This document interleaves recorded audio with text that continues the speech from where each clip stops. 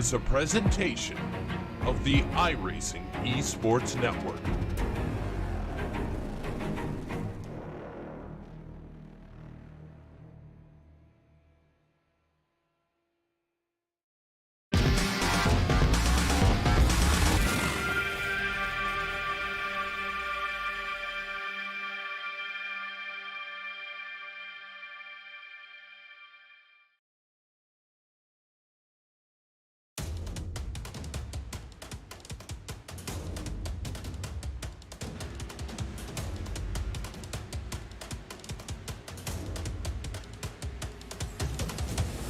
Tonight from Darlington, the 8-driver post-season grid is set, and we are ready to go playoff racing in 2018. Your defending champion, a multi-time champ, and a whole lot of hungry drivers looking for their first title. We'll headline the storylines headed into this evening, but before we kick off a 5-race playoff in the NASCAR Antifreeze iRacing series, we take a look back and recap how we got to this point, and look back just 1 week ago for round number 13 at Texas Motor Speedway. It's where we locked in our playoff grid, and it is this week's iRacing race recap. Race cards getting down and out of our way. As always, we're happy you're spending a Tuesday night with us on RaceSpotTV and the iRacing Esports Network. Let's figure out who's going to fight for a championship. Green flag in the air. We're off and away from Texas. It is the regular season finale at a NASCAR Antifreeze iRacing series, and it is Leahy all alone to turn one as he gets us up to speed for the first time. Your pole sitter grows the lead. Shearburn safely second, and Conti maintains third out of a treacherous quarter two. The battle for the race lead may be on now. That half a second, it very quickly evaporates, and it's not only Luza catching up, but Conti is right there as well. So I have to look back at the lap times to see if there was any, one lap that looked like he lost a ton of time, and that doesn't appear to be the case. Looks like Luza's fall off on the tires has been pretty consistent, so Luza's going to hook this one up, and just like that, on the inside of 3 and 4, he made it look easy, and Ryan Luza going to go to the race lead for the first time tonight. Again, he comes into this race 20 points above the cut line. Doesn't need a win, but it would sure boast well for some momentum headed into the start of the playoffs next week. So he'll go to P1, and here comes Michael Conti, who needs a very good night now. He's the next challenger down low on the 24th. I think if you're out here now, you've pretty much committed to this strategy. Speaking about committed, here comes Luza. I think Michael Conti is coming in on this lap as well. He is slow in turn 4. Brian Schoenberg should be in behind him. Chris Shearburn is coming in. So here's the audible. Everybody else is down on pit road that's on this strategy, at least throughout your top 5. If there is a late race yellow, you kind of have to throw any track position out the window. You will need tires, so it'll kind of balance everybody out. Ryan Luza down pit road. He was your race leader. He will surrender that spot to the 5 of Michael Conti, as Luza was very nice and clean, I would say, into the pit lane. He will come down for his service. Looks like Schoenberg continues to stay out, and we now start to see the drivers trickle down to the pit lane. The pit window's open for these cars. Final stop of the night. They'll have enough gas to get to the end. On that 3-stop call, this is a full-fledged battle for the race lead. The 13 winds it way up top. You go on aboard, but not to the inside. It's a lap 116 fight for the race lead. Brad Davies on the inside of Derek Bordeaux. Both of these cars started in the mid-teens in this race. They've gotten up to and past Ray Alfalla through a lot of the smoke and mirrors on multiple different pit strategies, and now they are fighting for the right to P1 on their own. They'll have to deal with lap traffic. That's Clampett going by on the inside, non-4 position. It's only 04 in the 13, and Davies has to lift. And this is where you're going to have to lay in the bed that you made on this run. And when you look at those guys that are on that 55-lap strategy, they have 10-lap older tires per se now compared to these guys that are now coming down into pit road. Derek Bordeaux is going to stick handle that thing onto pit road and slides that thing down onto pit road. He's from Quebec. I'm sure he's driven on ice before, and he'll come onto pit road and get service to that race car. The 2 of Ray Alfalla on your screen. That is your leader, and Right behind him is going to be Ryan Luza in car number 6, and there he is on the screen, about 9/10 of a second behind. And Ryan Luza poised to take the lead back from Ray Alfala here, as we expect Alfala down on pit road within the next couple laps. And this is big because you remember Ryan Luza headed down to the pit lane not all that long ago. The driver who started in P5 has been on that alternate strategy of the 2 stops. He had just pitted at lap 110, so no more than 15 laps ago. He is just now past Ray Alfala for the race lead, and the 6 is not coming down pit road at all more. He is done. He's completed his service, and he's good to the end. Alfala can't make it, so he's passed up the 2, and the 2 still has an entire trip down to the pit lane to go, which tells me that maybe that 2-stop call was the right one. Alfala, though, still not wanting to come down pit lane as he stays out again. Yeah, look at the white flag this time by Ryan Luza. Will have one more lap to finish this one.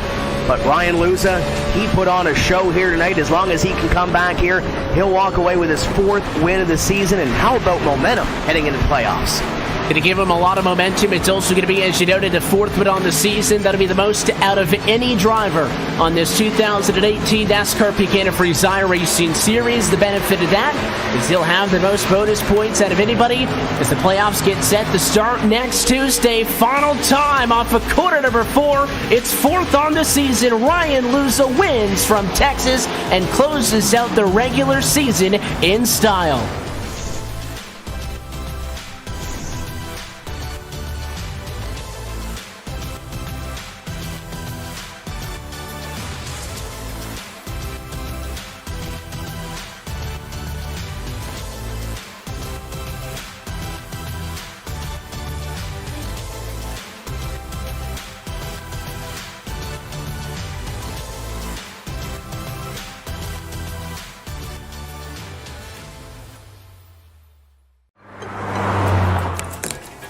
Oh, that was late.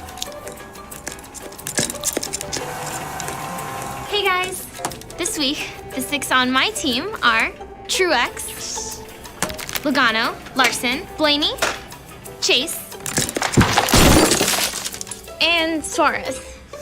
For the rest of you, better luck next week. She's missing out, dude. Yeah. The all-new NASCAR Fantasy Live. Visit NASCAR.com/fantasy and build your team today.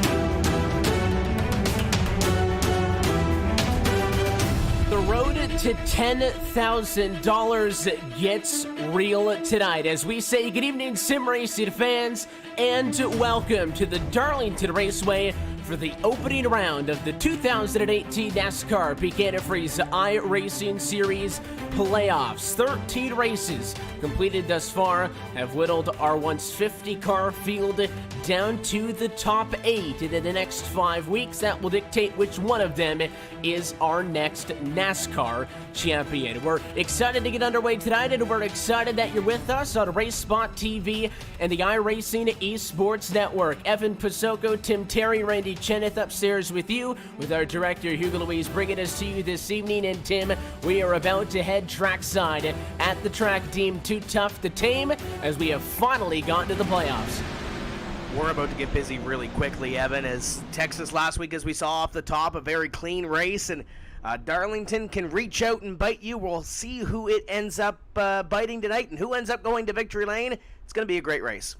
But plenty of time to talk about what the playoff grid looks like coming into this evening, how these playoffs will work over the course of the next 5 weeks as we all work towards that October 23rd finale at Homestead, where we will finally crown that 2018 champion. But step number 1 is to go racing for 250 miles tonight, so let's go trackside. This is your RaceSpotTV starting grid for round number 14. Ryan Luza, defending champion and a back-to-back race winner, if he can do something tonight. He saw I just won it last week in Texas. He leads us to the green flag tonight as he leads the title fight into this evening, and he will be accompanied on the outside of the front row by another past champion. That's the 5, Michael Conti. You'll have to get used to some different paint schemes on board tonight. It is throwback night at Darlington. We'll mention that also. A couple more cars with some different liveries this evening. The 74 of Taylor Hurst will roll off in the 3rd spot with Jimmy Mullis alongside in 4th. And Ray Alfala wants number 4. He'll start P5.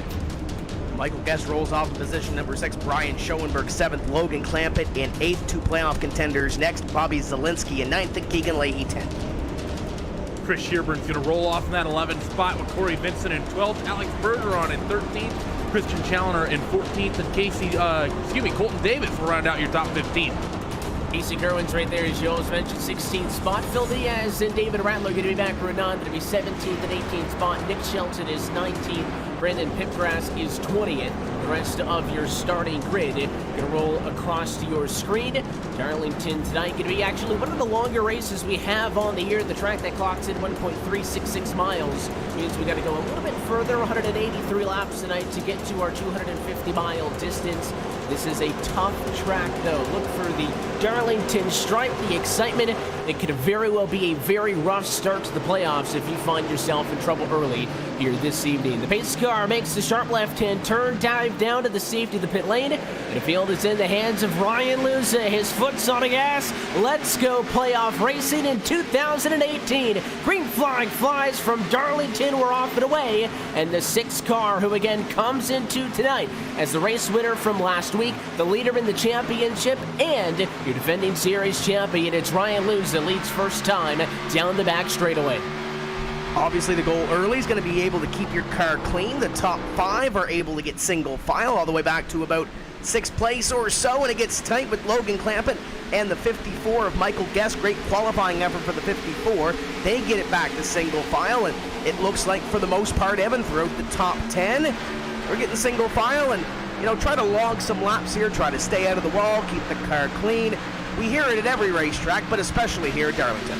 Yeah, Darlington, you're almost expected to get up into the wall at some point. You just hope that it's not too hard of a hit, and you got to figure something's going to be coming at some point over the course of these 183 laps. And single filing out certainly going to be the priority earlier and even later in this race. If you can help it, drivers don't want to be going side by side into the corner, so expect a lot of these early moves to be made by drivers flashing those to the inside and kind of forcing another driver to back out of that fight. They play chicken almost going into the corner because you slide bottom to top and then kind of come right back down off of the corner. Very difficult to hold just the bottom or just the outside of the racetrack, so that's why you saw your race leaders and especially those playoff drivers. Yes, the objective over these first 4 races, obviously qualify in, but a win automatically locking you into that grid on Homestead. Going to be a big step in the right direction.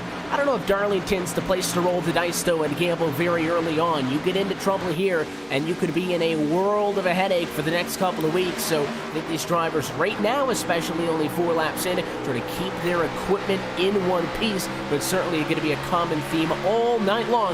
Also very difficult to get into a rhythm in a racetrack like this. It definitely is, but what can make it somewhat easy is that as quickly as the field likes to get single file here at Darlington, and actually make it relatively easy getting into a rhythm, because you're not going to constantly have people showing the nose. As long as you can pretty much get in your own lane and run the line that you want to run, you can have a pretty good, an easy job of getting you into a rhythm that you want to run. That said, talk about maybe some drivers taking the risk here based on the championship. I wouldn't be surprised if maybe some of those drivers who you wouldn't label as the favorites. I mean, obviously, I think the favorites this season to take the championship is a three-way tie between Luza, Leahy, and Alfala. Either of those three drivers, I think, are the likely contenders. Maybe for Bobby Zielinski, Nick Sheldon, Nick Ottinger, Michael Conti, Matt Busa. Here at Darlington, this might be a very good opportunity early going. Maybe throw a Hail Mary if the situation comes up late on and try to steal a cheeky win early rather than trying to put it off when you may not just simply be outpaced at some of these other tracks. Like, for example, next week Indianapolis, where Alfala has been pretty much dominant. And it's a lot easier said than done as well to just point your way in, because with 4 races in this opening round of the playoffs, again, not only tonight at Darlington, but then, as you mentioned, Indianapolis, then Atlanta, and then Dover. Those are going to be the 4 races that we race at in this opening round as you watch a battle right now for 7th. Come off for turn 4. That's Schoenberg on the inside, trying to make something happen, and it doesn't. In theory, there could be no points paid positions into Homestead if these 4 races are all won by 4 different playoff drivers. The strategy of kind of hanging back and trying to point your way through could really nick you in the rear end. So certainly this first race out, you might want to get a little bit extra. And for somebody like a Michael Conti, who again, he comes into this without the benefit of bonus points, hasn't been able to get to victory lane thus far, starting P2 in a very good spot. And that team's also been very good in the last couple of weeks compared to earlier in the year. This could very well be a chance for them to make something happen. There's that fight for 7th again, and it was Schoenberg really leaning on the inside of Guest, but it is the 54 Toyota. Tim didn't back out of that one at all, held his ground, and is able to hang on to P7 for the time being. And we keep talking about these playoff contenders, and you can see them on your screen with the blue windshield banners as you see Keegan and Bobby go at it for position behind Guest and Schoenberg. But when you look at those other drivers, everybody's got something to fight for here, Evan. You got drivers that are obviously fighting for a win in this NASCAR Peak Antifreeze series because they don't come around very often for some of these drivers, and they're also trying to lock themselves into this series for next year. So you've got drivers on multiple agendas. Yes, the focus is going to be on those 8 playoff drivers, but you got some drivers on some other agendas as well. And for a guy like Brian Schoenberg, you mentioned Team Conti running very well. He goes to the inside of Michael Guest here as they battle it out for that spot. But Brian Schoenberg on the upswing the last couple of weeks, got his 2nd top 5 finish of the season last week. We'll look for a 3rd here, and so far so good here at Darlington as he moves up that 1 more spot. He'll jump up a spot, and it is going to be enough to put him back where he started this race. Michael Guest had actually made an early race move on him, dropped the 55 back, and behind them you see that 24 car.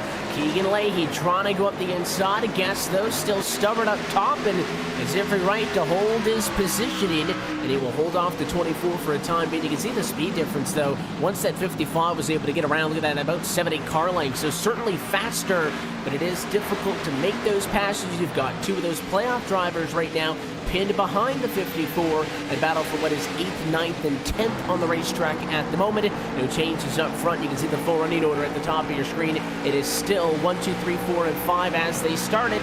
Lusa, Conti, Hurst, Mullis, and Alfala as again another peek to the inside for the 2-4. And in most cases, you show the nose, and the car's probably going to back out and give you the spot, but the 54 comfortable up top, and I don't think that 24 wants to risk it at lap 13. Michael Guest is someone. Oh, the 24 Keegan Lee finds the outside wall hard. Coming off corner number 2, maybe got himself off the optimal groove, running that narrow line in towards turn 1, and that was a little bit harder than just getting himself a Darlington stripe. Have to question if maybe he might have some damage off that, because that was a pretty hard smack into the safer barrier off too. It was a pretty good hit, maybe a little bit more than the stripe that we talk about, where you're supposed to hit the wall at Darlington, center of the corner. You let a little sparks fly off of the right-hand side of the car. You lose a little bit of that throwback paint, and that's it. But that was certainly a good shunt where that safer barrier just hadn't quite receded back into that concrete retaining wall. It was a pretty good smack off of the fence there. He is able to get around Zielinski, though. Zielinski tried to pass him down low, and obviously not hurting the speed. Here comes the 24 again up the inside. side. We'll see if maybe third time is the charm, and it's just so difficult to make that inside work because when you're running single file, you go all the way up to the wall. That's just how you run the corner, and when you're on the inside, there's a car up top, you lose about 10 feet of real estate up there, so you're certainly tightening up the corner. You can't get back into the gas for that much longer, and that's why that outside, if you're willing to stick with it, a very good defensive line, and that's why Guest continues to run in that number 6 position. And continues to occupy that spot, the 24, Keegan Leahy, as you mentioned, trying to get by, but just can't do it. And right there, gets close again to the wall in the middle of the corner. Bobby Zielinski doing a great job as well. Zielinski looks to the inside here. The 6 of Ryan Lewis continues to lead, and Michael Conti's really been chasing him by about a car length or 2 these last 4 or 5 laps or so, keeping him in sight, keeping him honest. Just like this battle back here where the 83 of Bobby Zielinski's on the back bumper of the 24, hasn't really made a move in the last couple of laps, but at least pouring some pressure on him to try to make that 24 maybe make that mistake one more time and be able to get by him again. And this is really one of the more hotbed places for activity on the racetrack. I'd mentioned as we continue to watch the fight that there's been no changes in the top 5. That's still true, so everybody runs exactly where they started. And then it's kind of this spot right around P10 where there's a lot of action. There might be some side-by-side mid-20s or so. Looks like maybe the 12 of Shelton, the 04 of Bordeaux fighting way back there, but it seems to be a little bit of a transfer position, if you will, on track where the cars in front are able to go single file and run things out, and maybe it's these mid-pack cars where you have some drivers who have a little bit of a better race trim than they did in Q, and vice versa, maybe sort of balance out and get to where they think they should run. You take a look back a little bit further in the pack, there's one of those fights that we were talking about at 66 of Blake Reynolds. He is on the inside of Diaz, and he's not going to be able to clear him. The 29 comes. How about some 3-1 in the middle of the pack? And 9 wants nothing to do with that. Diaz stuck in it as long as he could. Now a slide job by Pipgrass. So guys, mid-pack coming at it very aggressive in the opening 20 laps. I think Phil Diaz is going to be pretty frustrated there because he's about to get freight trained because of that one. I think it was a wise move from him, lifting out of it, but allowed the 05 Vottinger to slip through, and Brad Davies going to pick up a spot as well. So not making any friends, I think, with that 9 car with the 29 and Pipgrass. Was a bit of an aggressive thought going down in towards 1 and 2, 3 wide, but it ends up working out for them regardless. And, you know, in that same respect, 54 machine. Oh, the 24 in the wall again off of 2. Much harder this time. More damage to that right side. That's going to allow Zielinski to really reel him in. So Keegan Leahy locked in here behind Michael Guest as Bobby Zielinski stripes the wall through 3 and 4 as well. One has to wonder if you're Michael Guest, Devin. Yeah, you're obligated to hold on to the spot. You're not under any obligation to let the 24 car through. But you have one aggressive name in Keegan Leahy behind you and another chase contender just behind him. And I think they both are quicker than this 54 car. There might be, for Michael Guest, may just be better off letting those guys go through rather than watching Keegan get impatient back there and showing the nose aggressively just the way he is through 3 and 4. And that 24 obviously getting very impatient. You saw in that close-up shot in 1 and 2 just how much damage there is on the front of the 24 to Leahy from smacking the wall so many times. Zielinski thinks low, doesn't go for it. There's front and back end damage. So the 24 is certainly a lot worse for wear from all that contact. You go on board with Zielinski, who runs right now in 10th and has got a front row seat to all of this. In most cases, if I'm a slow car, Tim, my concern is if I hold somebody up, they're going to get impatient to make a move and might take me out if they just go for the, maybe not the smartest of decisions because their patience has run thin. But again, that 24 is in a very unique position where, yes, he needs to go, but he can't wreck that race car. So the 54, I think, very much taking advantage of that. And we mentioned that it is not only the top 8 in the playoffs fighting for points, everybody in the field, not only fighting for every single little bit they can get, but of course drivers try to make sure that they can remain in this series and don't go below that relegation line. But there's a clear difference in speed between Michael Guest and Brian Schoenberg. Remember, that was the battle we were talking about. Schoenberg is now 3 seconds in front of the 54, so he's really holding these cars up. And I wonder how much longer Leahy waits. And even if somebody like a Bobby Zielinski gets impatient, he's thought about it a few times, as not willing to come in the 24 all over the back of the 54 now. There is the impatience. Almost dumped him off of quarter number 2, and they'll go side by side again for 8th. He'll squeeze them up and into the wall. The 24 wants to move. Now there's a lot of contact. 3, 4, more times, and the 54 is going to wreck to the inside. Guest is going to spin, and he will come back up on track, and the 11's going to get turned. Davis is going to go around. We're going to stack him up in the middle of the corner, and that will more than likely maybe bring out our first caution. We're still green by the looks of it. The 11 is parked on the inside. Man, oh man, Davis paid the price for what happened in front, and that's that impatience. It's track position game here at this racetrack, and Keegan Leahy got to the point where he wanted that position, waited, was patient for as long as he could, Evan, and finally decided to pull the trigger. And man, oh man, it's 26 laps into a 183-lap race as the 11 will have the leaders right there. The 6 of Ryan Luza continues to lead, the 5 of Michael Conti in second. And as they were doing that back there, Evan, the 5 of Michael Conti was kind of playing a little cat and mouse with Ryan Luza. This lap traffic is going to allow Luza to put a couple of car lengths on that 5, but Michael Conti's been hounding the 6 about the last 12 laps or so. That was about the longest wreck I think I've seen. It went all the way for the really the exit of turn 2, back around to 2, so an entire lap of contact. You can see Leahy, though, was completely fed up with it, Randy, and it didn't really look like he cared if he wrecked or not. He wanted that spot, and he wanted it now, and well, the irony in all of that is he's still in 9th place because Bobby Zelensky leapfrogged him and all of that. So it's the 83 machine there off of 4 who actually ends up getting the position that they were all fighting for, and again, that whole drama cost them 5 seconds. Schoenberg is now 5 seconds in front of them.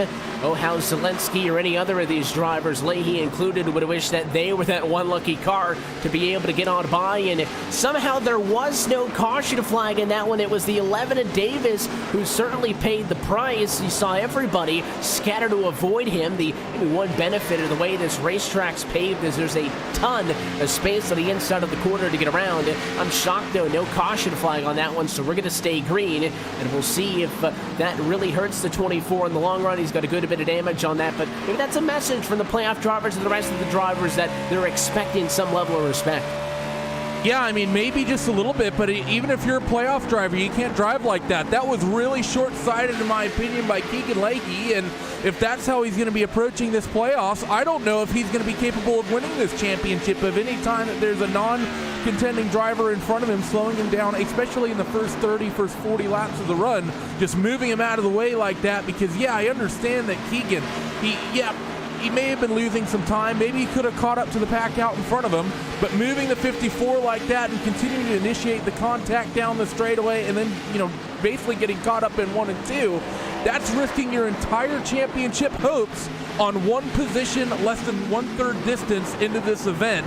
That's not the sort of thinking that's going to win you a championship.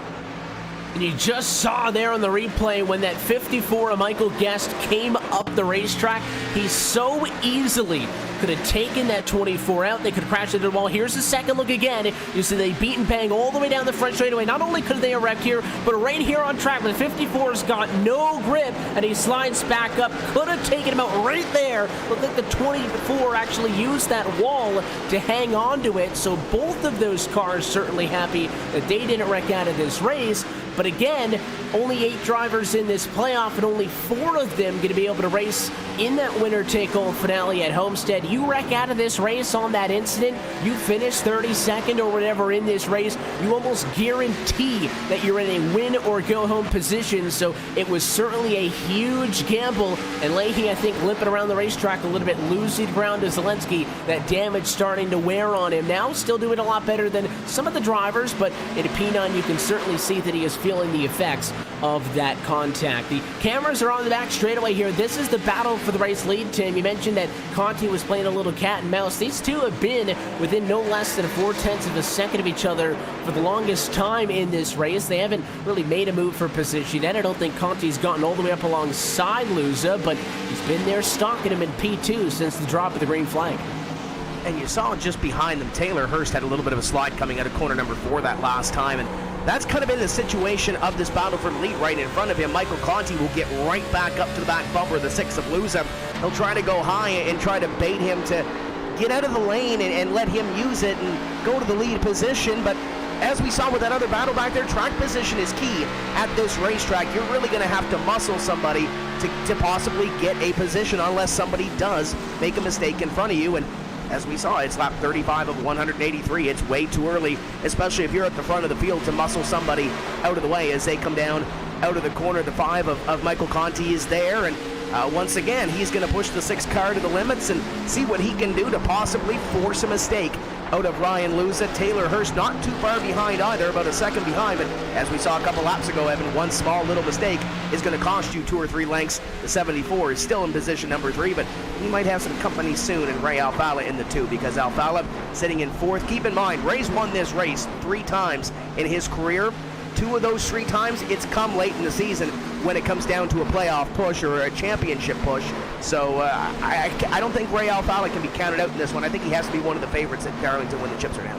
And of course, Alfala, no stranger either to finding success in the postseason. Your 3-time champion most recently as of 2016.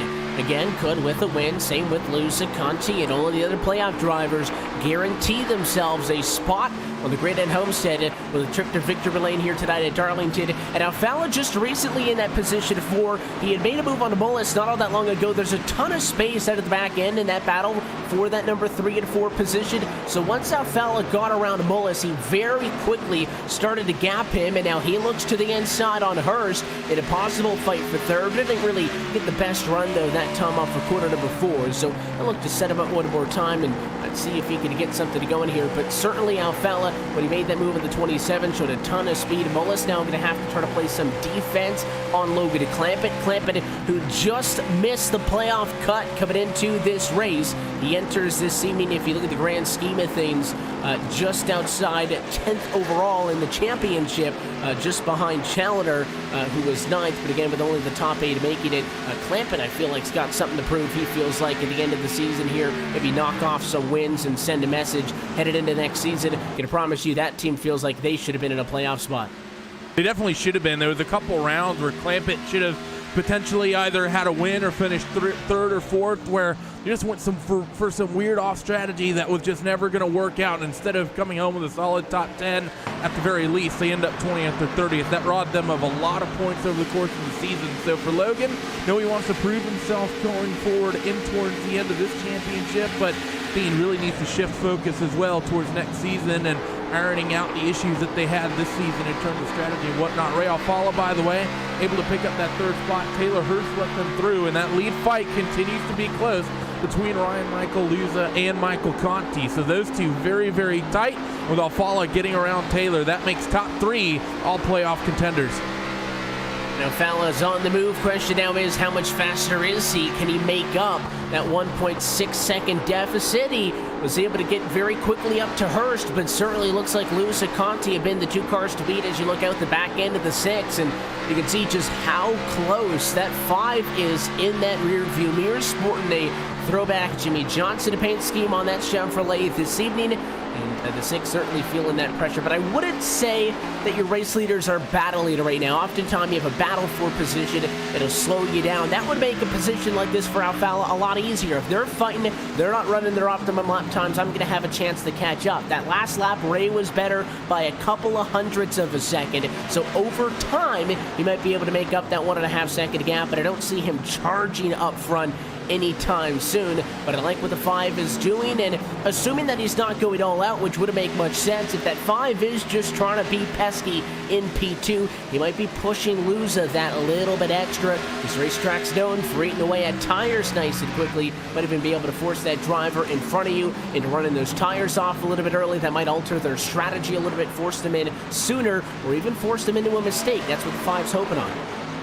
And that's what you have to do. You really have to push that driver to its limits early in this race.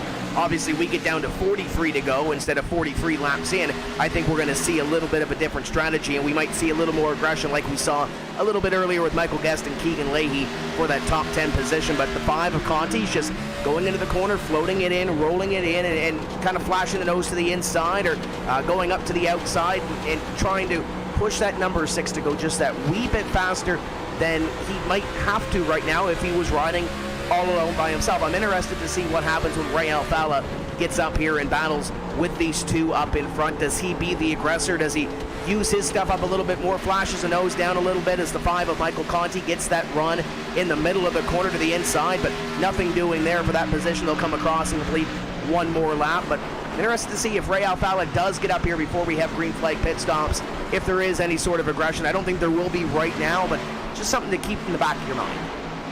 And if these drivers continue to push it into the range of about lap 60, that would put them on a 2-stop strategy in this race at about 60, right around 120. Again, this is all if the race stays green throughout, and that would set you up for a 2-stop strategy. Then you could also choke up on it a little bit, go 45.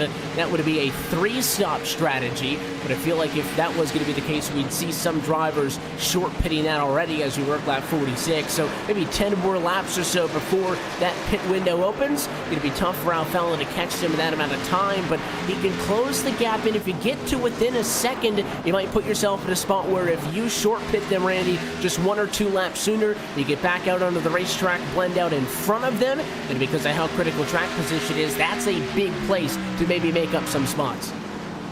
Yeah, you're absolutely right. I mean, he's already pretty much in that window, 1.4 seconds back. He can potentially short pit and already jump him. I mean, let's just look at the drop off for Ryan Michaeluza. Fast lap of the race was his second lap, 27.504. He's currently doing 30.5, so 3 seconds of drop off for these drivers. Keep in mind, it's a very warm day today. It's only 75 degrees, but completely clear skies, which means that sun is beating on this track a lot. 117-degree track temp. The 5 of Conti had the run, and Luz is going to let him go. Yeah, the 5 dives to the inside, and for the first time tonight, it's a change for the race lead. Michael Conti going to go to P1. He had been all over the back of the 6, and we had seen it a few laps ago when that 6 went a little bit high in 4. The 5 looked to the inside, didn't commit to it, so it certainly showed us that Michael Conti was willing to go if the opportunity presented itself, and Ryan Luz made a mistake. The 5 does not let him regain, and that time by, it's a lap led for Michael Conti. At the completion of lap number 48, the 5 car to the race lead in this one. And now we'll see just how much that 5 was holding back to ride around there in second. He was able to pull some distance on the 6 car. And it's not going to be long before we see these drivers on pit road. We saw last week at Texas the Team Conti cars and Ottinger and Busa in that little satellite operation. The 55 of Brian Schoenberg being a part of that, as well as you see him on your screen making a move on Jimmy Mullis for position number 5. But when you're 6, but when you look back at last week, that 2-stop strategy barely played out and ended up good for Michael Conti, Brian Schoenberg.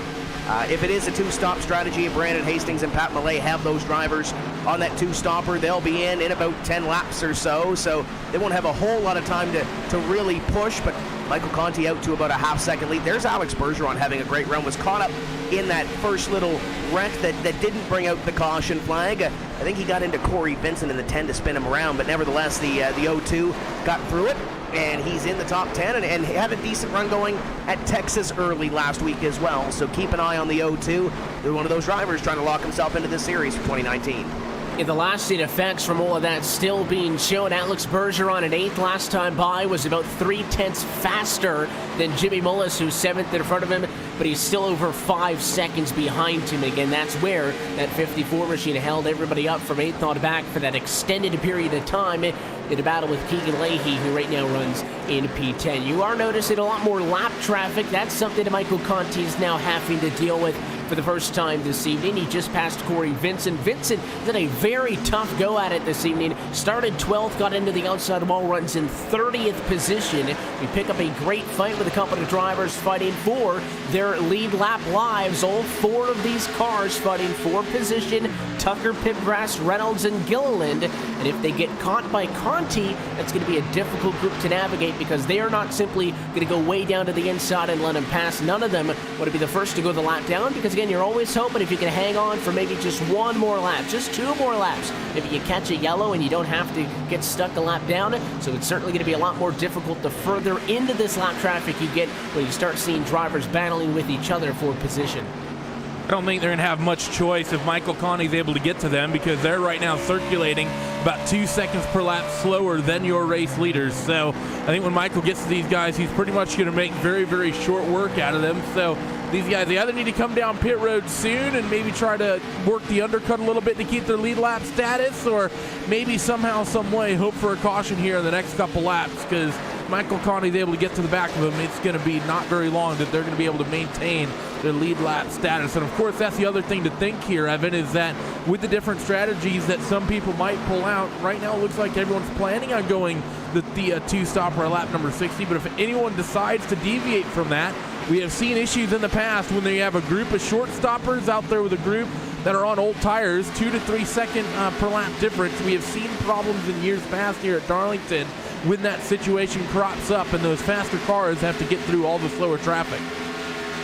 Yeah, that's certainly the case, and at lap 55 now, almost at that window for the two stoppers to start to trickle down pit road, so I'm keeping a half eye on the likes of Alfala and Clampett and Hurst, some of those drivers running up front but not in those top positions to maybe go for that undercut and try to mix something up. Another thing that I want to point out, Ray Alfala is now 3.1 seconds off of the race lead. That pass between Conti and Luza was not good for Ray, because Conti has been able to pull a significant gap after he passed the 6. The gap between 1-2 right now is 1.2 seconds. So Alfala hasn't lost a ton of time on Luza, but because Conti got in front of him and is running much faster, it is going to make that undercut a lot more difficult if that's what the 2 is going to shoot for. The 6 still within the range to maybe be able to do something similar at lap 57. Expect them down at any moment, but Michael Conti certainly enjoying that clean air, and he has been able to pull fastest car on the racetrack is the 5. And looking in contrast to Ryan Luza and Ray Alfala, when Ray Alfala, or that battle for the lead exchanged, and Ryan Luza was 1.5 seconds ahead of Ray Alfala, Ryan Luza has been able to extend his advantage on Ray Alfala, albeit there has been some lap traffic playing into here as well. But Ray Alfala right now still in position number 3, still has about 3 seconds on position number 4 in Logan Clampett, so still has a little bit of a gap. Michael Conti has made his way by a couple of lap cars. Adam Gilliland falls 1 lap down, and Brandon Pipgrass has been having a hard time trying to keep that thing off the wall the last couple laps. He'll fall 1 lap down as well. So there's the next car on the list. That would be Blake Reynolds in the 66 car. And look who's ahead of him. Michael Guest in the 54. We saw him bouncing off the wall early in this one, and he's trying to hold on here in that number 54 car. As we prepare for pit stops, Bobby Zelensky is going to come down from the number 14 position, so he is coming down at lap number 59. Next portion of tonight's broadcast is brought to you by Peak Antifreeze and Coolant, the official antifreeze of NASCAR and the proud title sponsor of the NASCAR Peak Antifreeze iRacing Series. So the first move has been made by a driver running inside of the top 15. Which one of your race leaders is going to react? Luza has made up a little bit of time on Conti the last few times. If you pit now, you're going to be able to work that 2-stop strategy to the end of this race. I am surprised that everybody, or at least most of the cars, seem to be in agreement that this is the call to go. I thought maybe some drivers would mix it up and go for the 45 lap stints, but it has not been the case this evening, and everybody on the same pace. But it's going to be a flood of cars down pit road any minute now. I think you're right with that one, as we're pretty much in the window. With it being 183 laps, you might want to do an extra lap or 2 just to get that sort of extra little buffer with the fuel and the tires going down later on. The 5 of Michael Conti enters pit road down the back straightaway, though, so he's going to be the first of our leaders to really blink here. It looks like Brian Michael Luza and Ray Alfala, neither of them are keen on coming down pit road just yet, but I like the call from the 83 Bobby Zelensky coming down pit road when he did, because he was sitting around P8, P9 for a long time and just seemed to have a lot of trouble with the tires. He's nearly a full second slower than his teammate of Ray Alfala, and he had fallen down to as low as 14th position. So the 83 car comes down pit road, and I like the shortstop. Let's see if either of these top 2 between Luza and Alfala come down pit road this time. Doesn't seem like it, but maybe problem for the 6. Because Alfala, oh no, I take that back. That's the 83 that's coming up behind him. Ray and Bobby running very similar paint schemes. I thought Alfala had just become a little bit of a rocket ship. Yeah, those Andretti throwbacks, I think, identical on both of those cars, but that was Zelensky going on through. The commitment on the pit road is going to be tons of fun to watch. You know, Schoenberg just came in. He had a big slide. And Matt Bosa, who's been on an absolute tear, he went 30th to 11th. He also pitted. Here comes Ryan Luza, though. Look at all this space. Look at the car in front of him. So sideways. At most racetracks, you duck down into turn 4. You get maybe 5 seconds to play with to try to make up a little bit of time. But for where you dive down in 3 and for how much of that apron that you could proceed at your own risk with, there is tons of time that can be made up or tons of time that can be lost on your pit road entry. Yeah, I watched Ray Alfala's entry onto pit road, and he got it loose in the groove coming down onto the apron, and I don't think he's going to lose a ton of time with that move, but that would have been scary if there was some traffic behind him. But nevertheless, those two are on pit road. The 77, I believe, of Andrew Fayash III is going to be scored as your leader, and there's a driver that is no stranger to pushing it on fuel and pushing it on pit strategy, and wouldn't be surprised here tonight if this thing does go green like we saw last week at the Texas Motor Speedway. If Andrew Fayash III comes out with a strong run when it comes to this strategy, he comes across this time, and he'll hop up to the top of the board in the number 77 as he's got the 27 of Mullis making the move down underneath to unlap himself.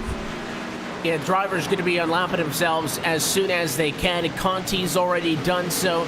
So that's the key for the 5 machine. The risk, obviously, with pitting is you go a lap down. Right now, positions 10 through 32nd are all a lap down. As Fayash now slides into pit road, you can see him push it out about as wide as you can get to the barrels without actually getting into the fence. And I believe that'll just about cycle everything through. You're on board with Michael Conti. He should go back to the race lead in this one as he now works himself around Joe Letteriello, who runs all the way down 33rd position. In fact, the last car on the racetrack without there having been a caution flag thus far. Everybody who started is still in this race. And very quickly now, everybody's going to rejoin the lead lap. And everybody's on the same strategy. It's pretty uniform, Randy. You got those 3-4 laps where there's a tons of cars a lap down, and then all of a sudden they're right back onto it. So the risk is certainly a lot less than when you have varying strategies. But man, a yellow flag in the middle of a cycle would really screw things up for a ton of cars. Not going to be the case this time around for Conti.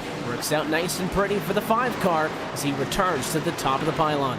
I mean, I remember, I think it was 2 seasons ago, we saw that, a caution flag in the middle of a pit sequence and ended up putting Ray Alfala down a lap. But I think that's when he was having his championship fight with PJ Sturgis and put PJ in a very good position going deep into the season here as Bobby and Logan going to be duking it out here. Slightly newer tires, of course, for Logan Clampett after the early pit stop.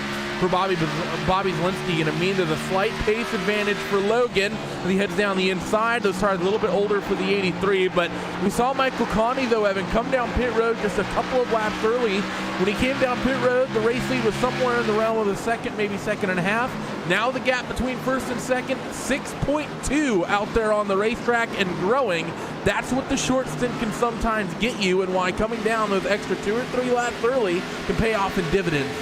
Hey, pitted 2 laps before them, and when you were talking about the intervals on the lap times being about 3 seconds of fall off from the start of this race to that late in a run, that gets you about your 6 seconds right there. And again, a couple of variables, how hard you get into the pit lane, how hard you get out, but it's certainly Michael Conti making the most of this, and somewhat surprised him that it was your race leader who was the first to pull the trigger up front. Again, we were hypothesizing maybe it was going to be Luza, Alfala, somebody else from the top 5 to come down and, again, just get the track position. If you pit sooner, you're going to gain time. Now, yes, you'll be a little bit slower on the run, but for as important that track position has been, thought that that was where the move was going to come from, but it ends up being perfect for the 5 car. We're no longer talking about 0.8 of a second between Conti and Luza. Last time by, that gap up to 6.3. Now, the 5's not running on the racetrack like he's 6 seconds in front. He has a ton of traffic that he's dealing with, but certainly it does give him maybe a little bit of extra assurance if he doesn't want to have to make the decision between not going for a dangerous move on a lap car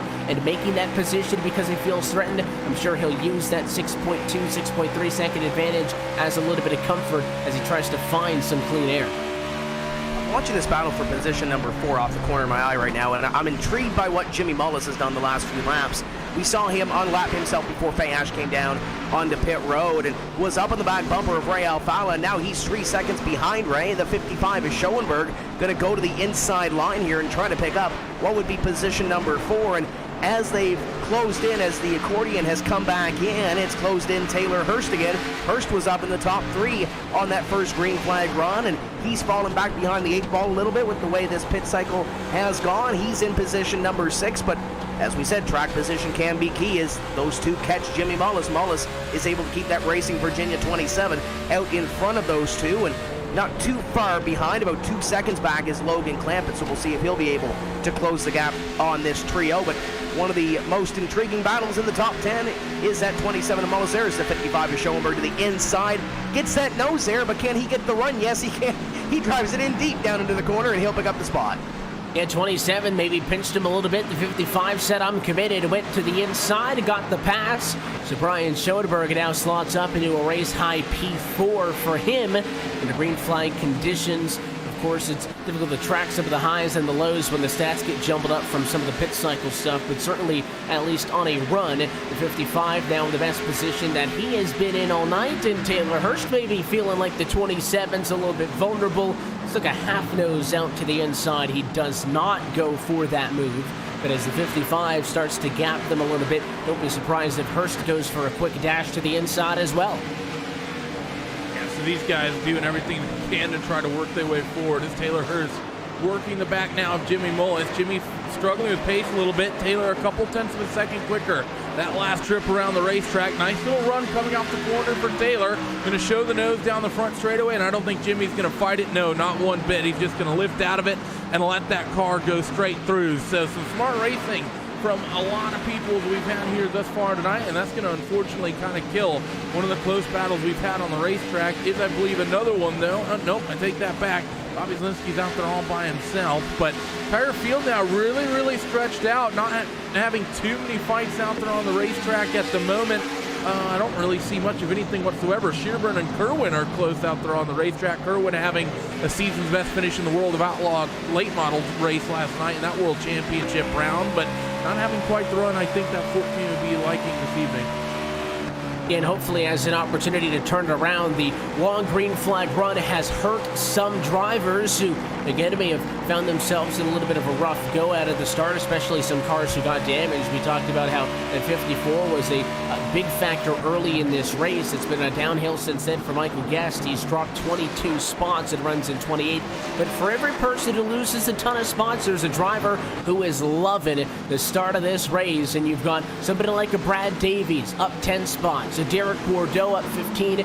But Matt Busa, through that pit cycle, now 20 positions gained in all under green flag conditions. There's the drive of the 34, headed into turn 3 right now. Started in 30th, and again, without the aid of any restarts, has passed 19 cars. He runs in the number 10 spot right now. When you look at the qualifying efforts for those playoff drivers, there were 3 drivers with, I don't want to say subpar, but middle of the pack runs in qualifying. One of them was Busa. The other one was Nick Ottinger, and Ottinger is right now the last driver on the lead lap, scored in 16th position.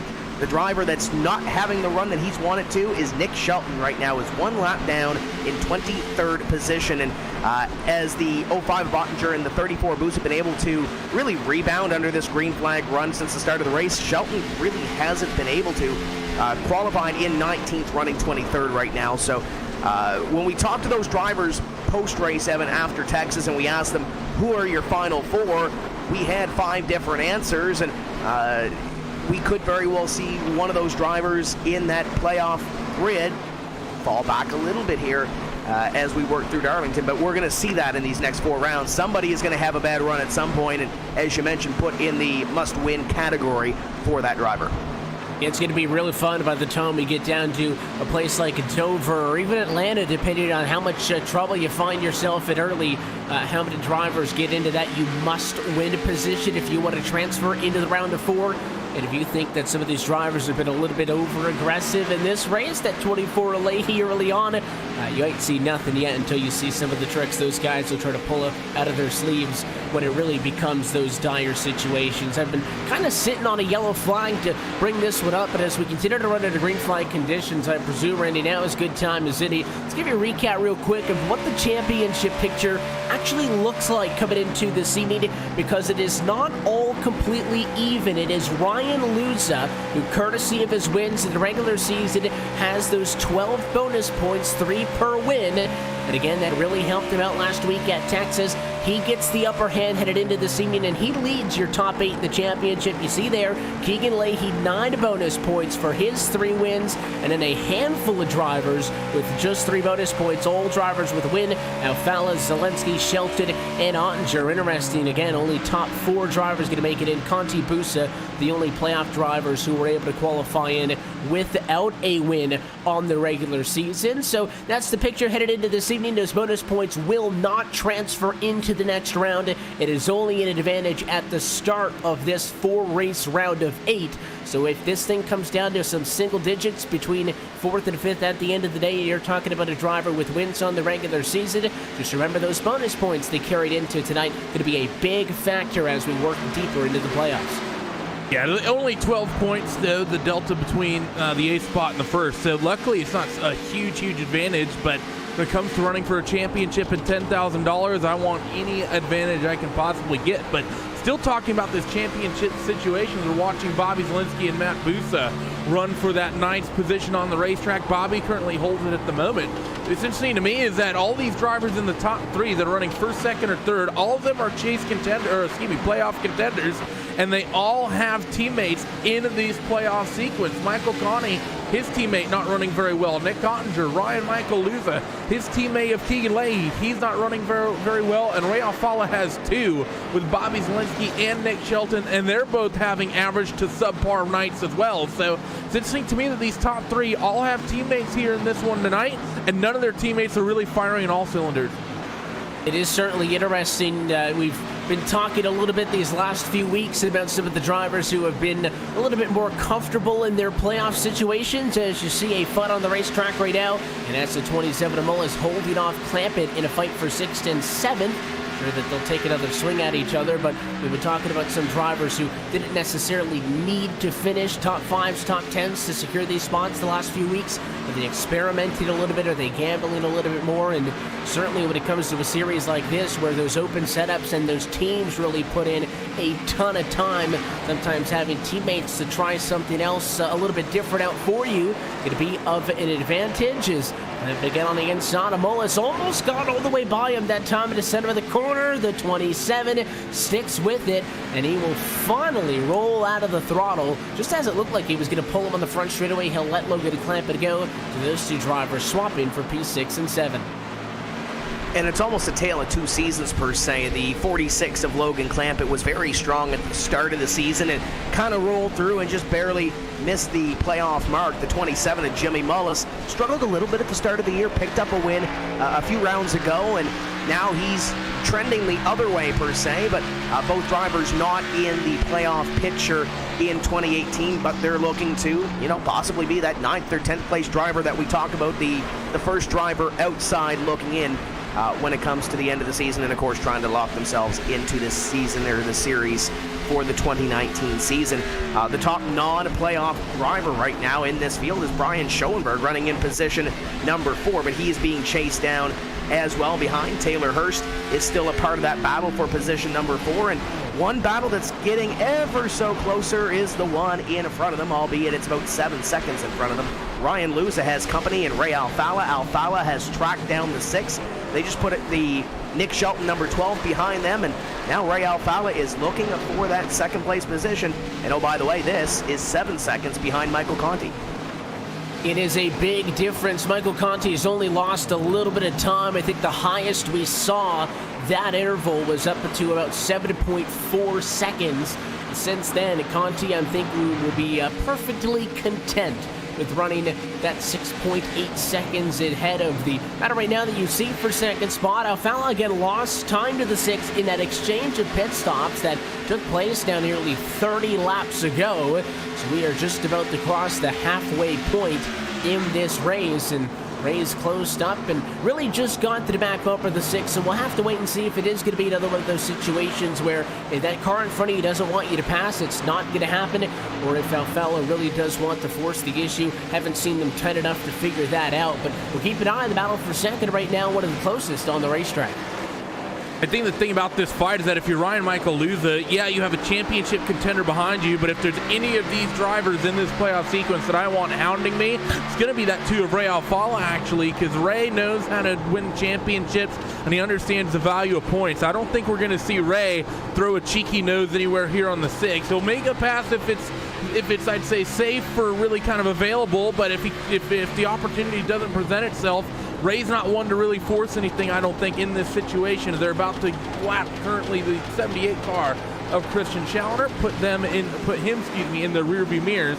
But for Ryan Michael Luza, of all the drivers I think to have, that 2 machine is definitely the best one. And talking about the gap out to that race lead of Michael Connie, I would suspect from here to the end of this run it will likely come down. Just keep in mind, Michael did pit about 3 to 4 laps earlier than those two currently running second or third. So in theory, the 5 should hit that, some of those walls on the tires. The tires should start falling off just that little bit earlier. And once you get to the deep stages of the run, that should give Luza and Alfala maybe a tenth of or so advantage.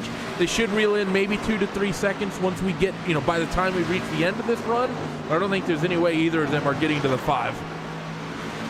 Yeah, the 7, in theory, if he's able to make that gap, you'd be able to close it on him, but I think that would require not only a mistake on Conti, but Luza and Alfala would really have to push it, get it onto the pit lane, and I don't think that it would necessarily be worth risking that. The other thing to keep in mind, they may be 7 seconds behind your race leader, but they're also 7 seconds in front of the next closest car, where Schoenberg sits in 4th. We talked about him making that move for position not all that long ago. Well, he sits 14 total seconds off for your race leader, so makes that 7-second disadvantage for second and third looking not all that bad. Officially now past the halfway point in this race. This portion of tonight's broadcast is brought to you by Herculiner Bedliner. The tough comes easy. And as we now work down to the end of this race, let's take a look at our iRacing Midway Race Break, brought to you by iRacing, the leading online racing simulation developed from the beginning as a centralized racing and competition service. iRacing organizes, hosts, and officiates races on virtual racetracks from all around the globe. And in the fast-paced world of esports, iRacing is a one-stop shop for online racing with officially sanctioned series by the likes of NASCAR and many more. At lap number 97, Michael Conti is your race leader by 7.2 seconds over top of now second-place runner Ray Alfala. The two just now making that move, and the score will update the next time by, so Alfala into second, and it'll be Luza sliding down just a little bit. Your pole sitter falls to third spot. Then that big gap back to Brian Schoenberg, who's holding a half a second advantage on Taylor Hurst, who runs in the number 5 position. Logan DeClampin is scored in 6th. Alex Bergeron 7th, with Jimmy Mullis in 8th. Matt Busa gains another position. He's now all the way up to P9. Look at the plus minus on that 9th placed car, up 21 spots now. And just behind him, it's Bobby Zelensky rounding out your top 10. Then you've got some drivers that are closer to being a lap down than they are on the lead lap. They are still on the same lap as the leader, but Keegan Leahy 24 seconds behind, and he's right up on Bobby Zelensky as he goes for that position. Chris Shearburn on the lead lap, Casey Kerwin on the lead lap, and Nick Ottinger's your final driver on the lead lap as he chases down the number 14 car. First one lap down is Ryan Lowe in 16th. 17th is Brad Davies. 18th, Andrew Fayash the third, and they just swapped that position there. Phil Diaz in 19th, battling them out, and David Rattler completes your top 20. As we get deeper down into the field, these are the drivers really having bad nights. Chris Overland, Christian Challoner, 21st, 22nd. Nick Shelton in 23rd, one of your championship contenders. Not the night he would want to start out this playoff sequence. Marcus Richardson, 24th, 25th, Casey Tucker, and then rounding out the field, Brandon Pipgrass, Blake Reynolds, Michael Guest. Remember the drama we saw him get involved with earlier with the 24. Adam Gilliland, Colton Davis, Corey Vincent, Joe Letteriello, and Zach Novak. Those two are the only cars currently off the racetrack more than 2 laps down. So only 2 drivers really not digging Darlington here tonight. Gonna look top to bottom at your iRacing Midway Race Break. For more information on the wide variety of sim racing possibilities online, you can visit iRacing.com to sign up today. And if you aren't already signed up with iRacing, if you go to iRacing.com/membership, you can get up to 40% off a new membership, anywhere from a 3-month to a 2-year subscription. Again, that offer is on new iRacing memberships only. You can find more information at iRacing.com/membership. So 15 cars still able to work on the lead lap in this one, and for a race that has gone green flag through 102, Tim, that number not at all surprising to me. Darlington, such a difficult racetrack. A lot of it, we've certainly seen some exciting battles, but a ton of this race is driver versus track. It's just so difficult to get around here. I suspect we'll see something similar as we work later on into the season and to go racing in 2 weeks' time at Indianapolis. That's another racetrack where drivers really try to focus on what they can do with their car versus the cars around them, and you might see a little bit more separation at a track like Darlington or Indy than you will at a place like Atlanta.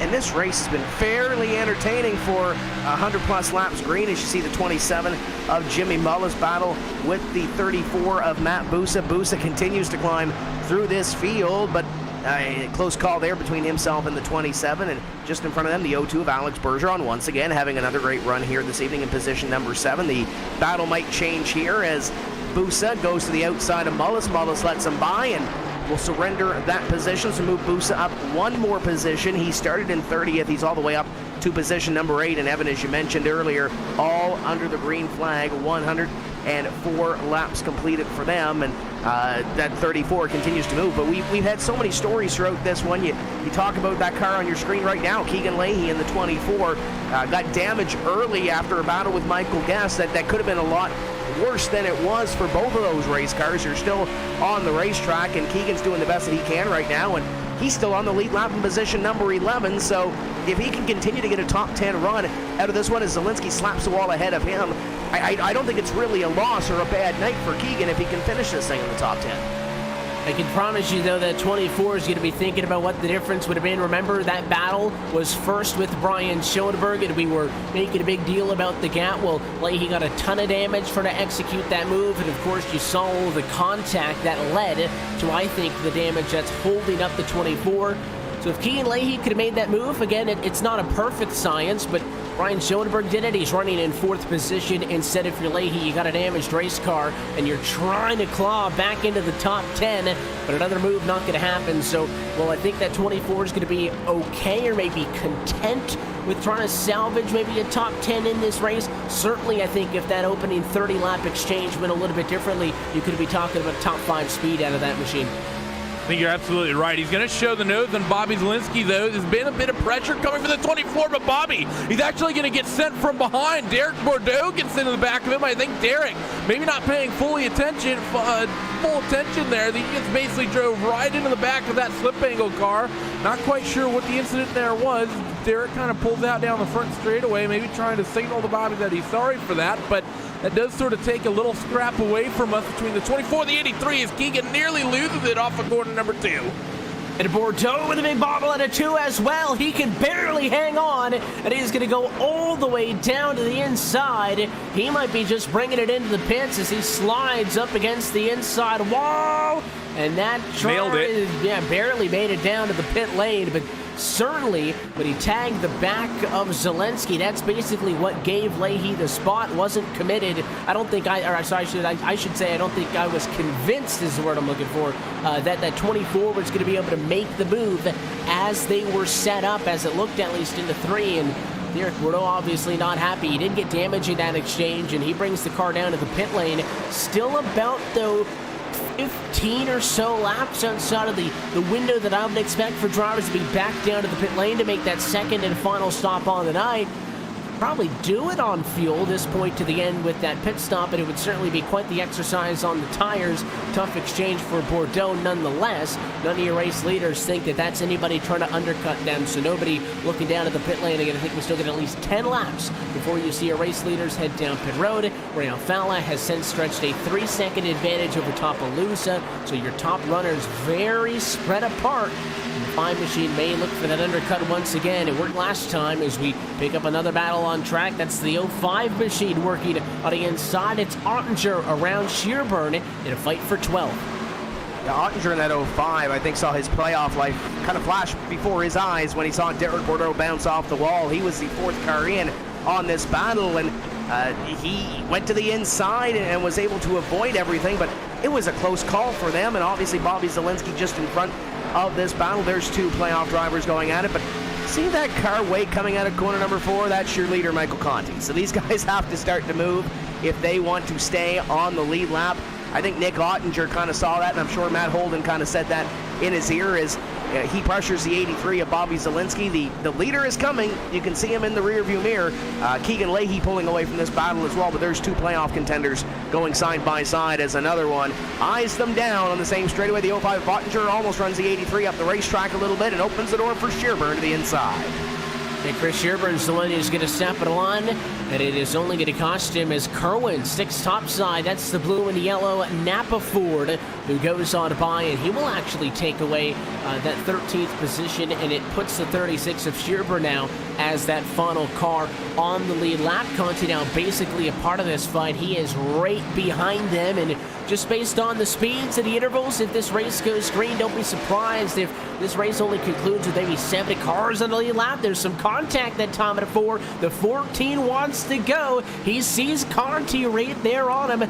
Nobody wants to be that car to get lapped. And again, your world could be that much more challenging if you're a lap down and a yellow flag were to come out. So curious to see who's going to make a move here before the 5 catches them. That pass with your race leader pretty imminent now as he closes in on Shearburn, and Conti looking to set up that pass. Yeah, I mean, Kerwin, he wants this job done on Bobby Zielinski in a pole alongside through corner number 2. Conti got through one of them. They're going to be side by side ahead of him, though, so he's going to have to wait.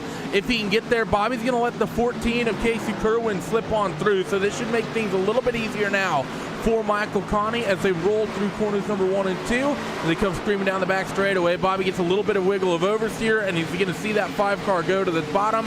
I would be very surprised if the 83 doesn't make it too easy for the 5 car through 3 and 4, and Michael's already clear pretty much.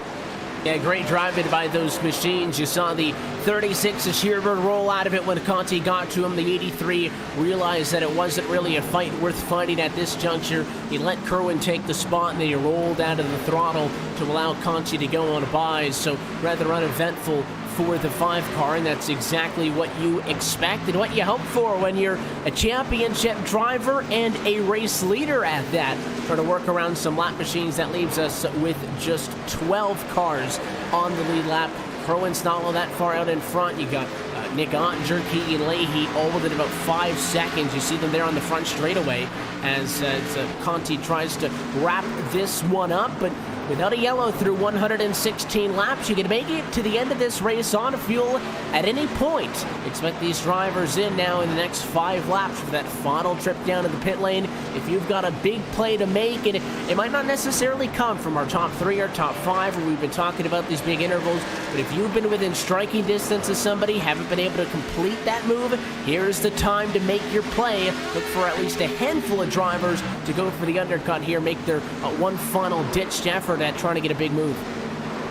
And we talked about this pit road being so critical to get on and so difficult to get on and try to get down from that banking down onto the apron and try to woe it down to pit speed. But there's something that we saw last week when we saw the Texas Motor Speedway race. We saw Keegan Leahy, I don't want to say throw it away on pit road, but that's essentially what it was. Keegan had a pit stop or pit penalty for speeding on pit road on entry, and he kind of threw that thing away and ended up at the back of the field at the end of it, not indicative where he was running. But now you see the 24 on your screen running in position number 10, and he's not too far ahead of the leader. He still scored on the lead lap, but not by much as he continues to work around. He's got the 8 car of Adam Gilliland right ahead of him, and that's not for position, but Adam's still out there trying to get as many points as he can to try to lock himself into the series again for 2019.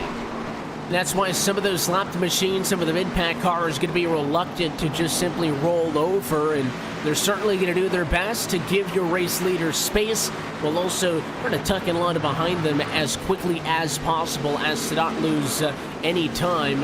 The United machine over the radio going to be headed down to the pit lane here shortly, so pretty much right on the money. At lap 112 is when these pit stops are going to begin. You see Rattler there in his lockdown racing Ford get set to make his trip down to the pit lane. We're on the radio saying the pit stop's coming up. Looks like they'll stay out for maybe one extra, but they are certainly planning on it. And you see those drivers going to be diving in turn 3 as opposed to off of 4. Again, there's a lot of time that could be lost, a lot of time that can be gained. How much are you willing to gamble on your entry is going to be the question for a lot of drivers. Here comes the 36 of Chris Shearburn. I think he's going to be the first one to hit pit road. I'm going to say I'm really shocked that some of our contenders up near the front of this field, Ray Alfala, Ryan Michaeluza, maybe the likes of Schoenberg. You can do 65 laps here. Well, that's what we saw the driver of Andrew Fayash III do. I think if you're Alfala, if you're Luza, other than praying for a yellow, the only way you reel in that 5-car of Michael Conti was to come down a lot earlier than you already have. Now, Conti comes down lap 122, pretty much making it the same stint length he did before. Ray Alfala seems keen on staying out, maybe praying to get a caution to reset the field, but I think if you're Ray, I think if you're Ryan, you had to come down 3 or 4 laps ago. You would have had the fuel to be able to get there to the end, and hope just that little undercut would get you to the 5-car. Maybe may not guarantee that you might be able to win this race, but at least would make you a contender. Oh, there's contact. Luza just got into Chris Overland. We were just on board with the 6. That was not for position. That was a lapped car. You'll see it on the replay here into the quarter. I think the 6 was expecting him to back off and let him go, and Chris Overland gets sent into the outside wall by your at times second place runner. Alfala and Luza have still yet to pit, so they go to 1-2. Again, that's the move you make if you don't think you could make a play for the race lead, and your thought process is a lot more, maybe I'll stay out and catch a yellow flag. It can promise you Michael Conti more so the correct call, or the strategy call if you will, but he's going to be holding his breath for the next 10 laps. He's just praying that he cycles back through to the race lead, and this will all work out in the end for the 5-car. You see your 2 on your screen. That's Ray Alfala, your leader in this one. And as we mentioned, he's been through this before. He's won 3 races here at Darlington, more than any other driver in this NASCAR Peak Antifreeze iRacing series through the 7 years or the 8 years that we've been coming to this racetrack. So Ray Alfala has been there and done that before as he comes by Brian Schoenberg. I believe Phil Diaz will head to pit road. The 55 should be able to get to the inside as he was just down pit road, but the 2 of Ray Alfala continues to lead this thing. There's that 34 of Matt Busa, who's been the hard charger of the evening. Moving up through the field, was in the top 10 before that green flag pit stop ensued as more drivers come down onto pit road. Alfala continues to stay out on the racetrack and lead this thing on the racetrack. And as a scoring loop 7, only 4 drivers right now on the lead lap. And this is where the payoff they could get it. We have seen some close calls with faster cars, trying to work around some of those who have yet to pit. Ray Alfala now dives to the apron, and he will head to pit road at lap 126. He's going to cost him a good amount of time, I think, by staying out that little bit extra time. Probably not going to cost him a position just based on the spacing that we had seen. But look at Luza. That's your race leader getting absolutely jumped on by drivers who have been running in the high teens tonight. So he also needs to be careful with the 05 machine pulling right up on the bumper. The 6 will go to the inside and let him go. And I think finally Luza going to pull it down the pit road. Even Fayash pitted before the number 6 machine. So those second and third place cars with the way other direction, we were thinking they maybe went for the short pit, and they didn't do it the first time, so I guess it shouldn't be too surprising, Randy, they didn't decide to go for it the second time. But instead of going for maybe that short trip down to the pit lane, they stayed out longer than anybody else.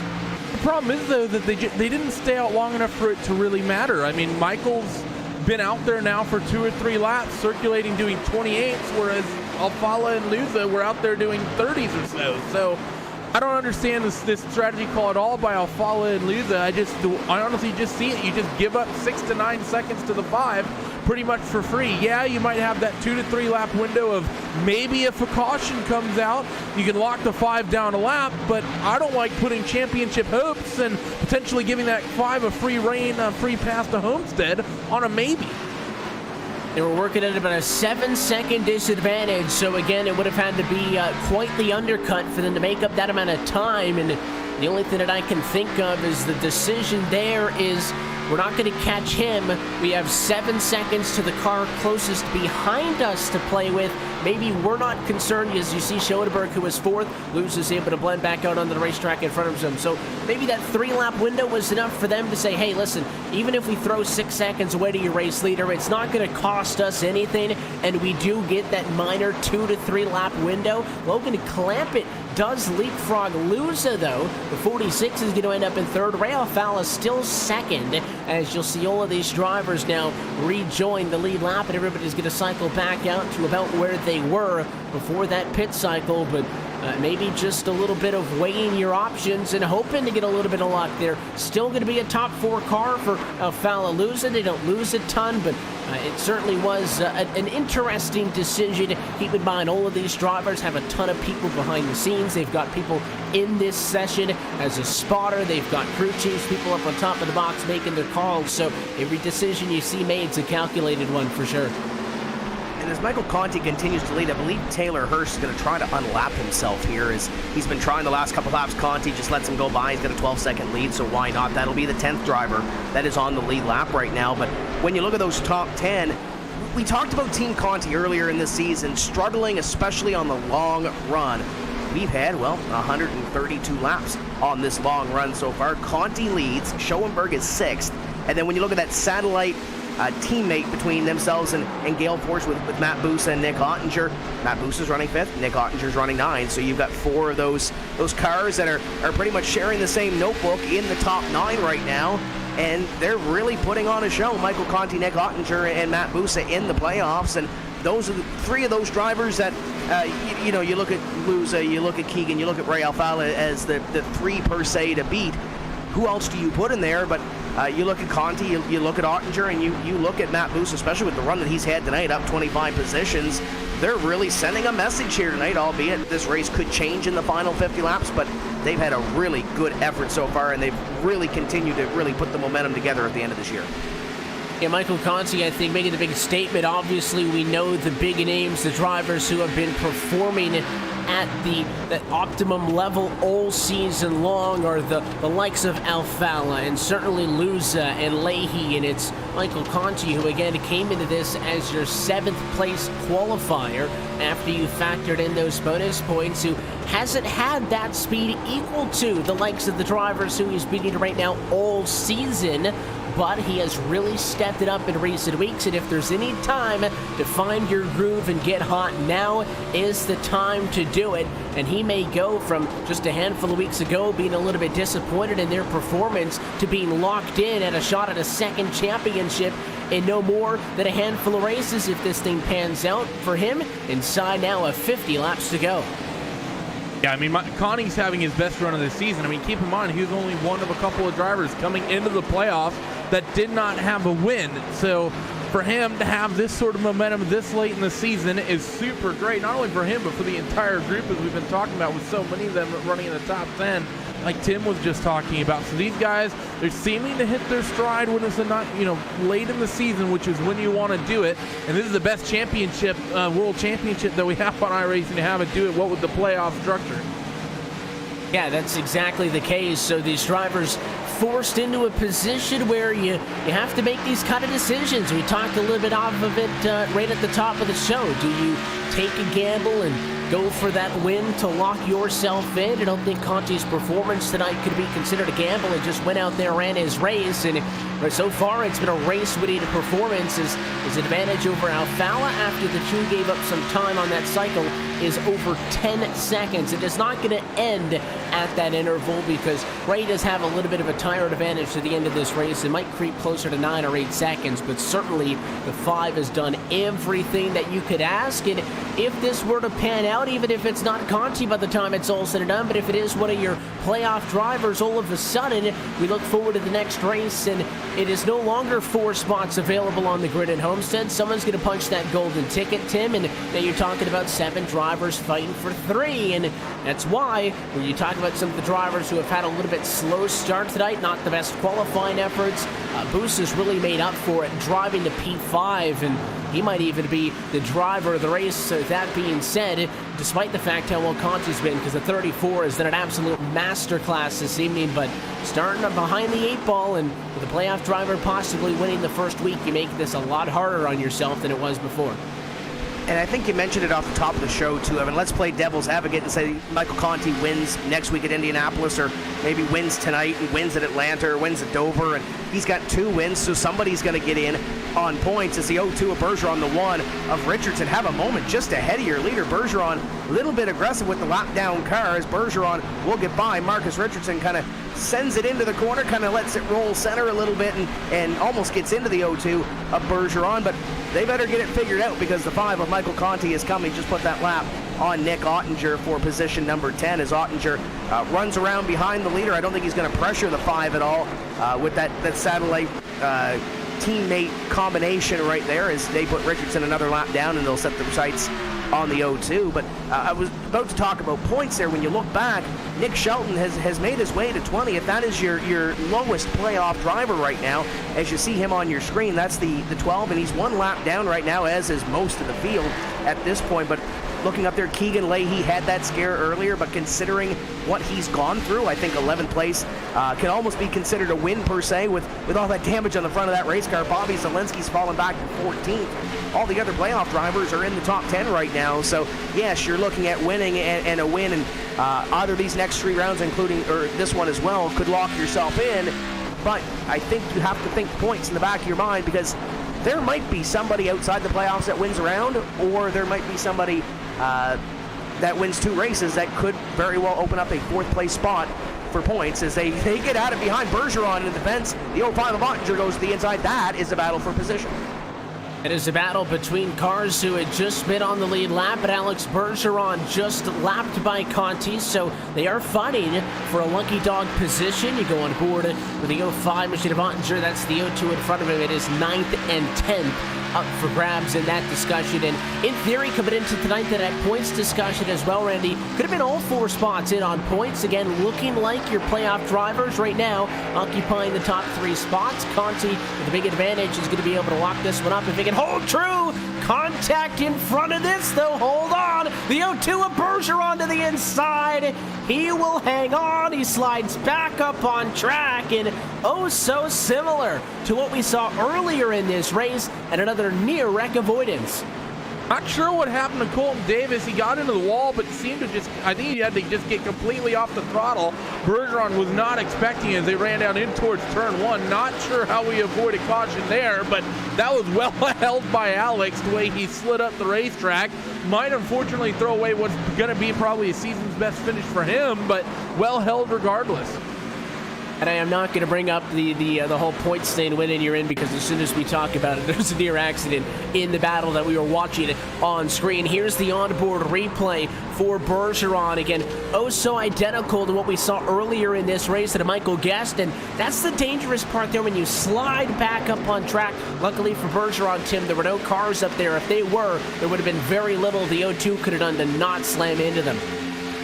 And you look at that battle right now, Alex Bergeron still running in 10th place. He only lost that 1 position to Ottinger, but you look behind, you got the 24, Keegan Leahy is there. The 0-2 slaps the wall. It's going to open the door for Leahy to the inside. We'll see how aggressive these 2 get as they're going to pilot down into corner number 3 this time. But you look behind them, those 2 drivers that are there, it's Reynolds and Tucker. Those aren't for position. The next spot back behind this battle is Shearburn, that red car back there, and Casey Kerwin right behind him as well. So they've got a little bit of a buffer room in that lap traffic between themselves and that next battle. But when you look at those 2 cars, Evan, it almost looks like they've been through a Bristol or a Martinsville rather than a Darlington. You're used to seeing a Darlington stripe up the side and maybe a little bit of a tire marker or concrete dust on the side of the car. That's fine, but those 2 have the front end smashed in on their cars, as Tucker went for that little slide in the infield, and he'll let the 2 1 lap down cars go by. We talked earlier about how these drivers are going to have a little bit of damage by the time this race comes to fruition. That's a little bit more than a Darlington stripe for these cars that we have seen get in some of these very close calls tonight. Even somebody like a Conti, who's been oh so smooth, I'm sure has a tad bit of damage on the right side, but you can visibly see all those cars with those front ends crinkled up. That's all from either hitting the wall real hard up on the outside or just drivers getting into one another while battling for position. As we close in on 30 laps to go from Darlington, still caution free in the playoff opener. We'll take one quick opportunity to step aside, and when we come back, we'll see if Michael Conti can close this one out. You're watching the NASCAR Antifreeze iRacing Series playoffs from Darlington.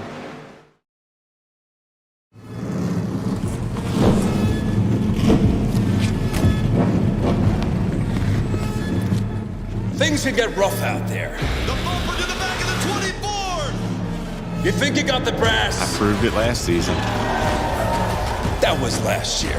Now we've got young blood ready to take out the old. Start your engines. It's time to race.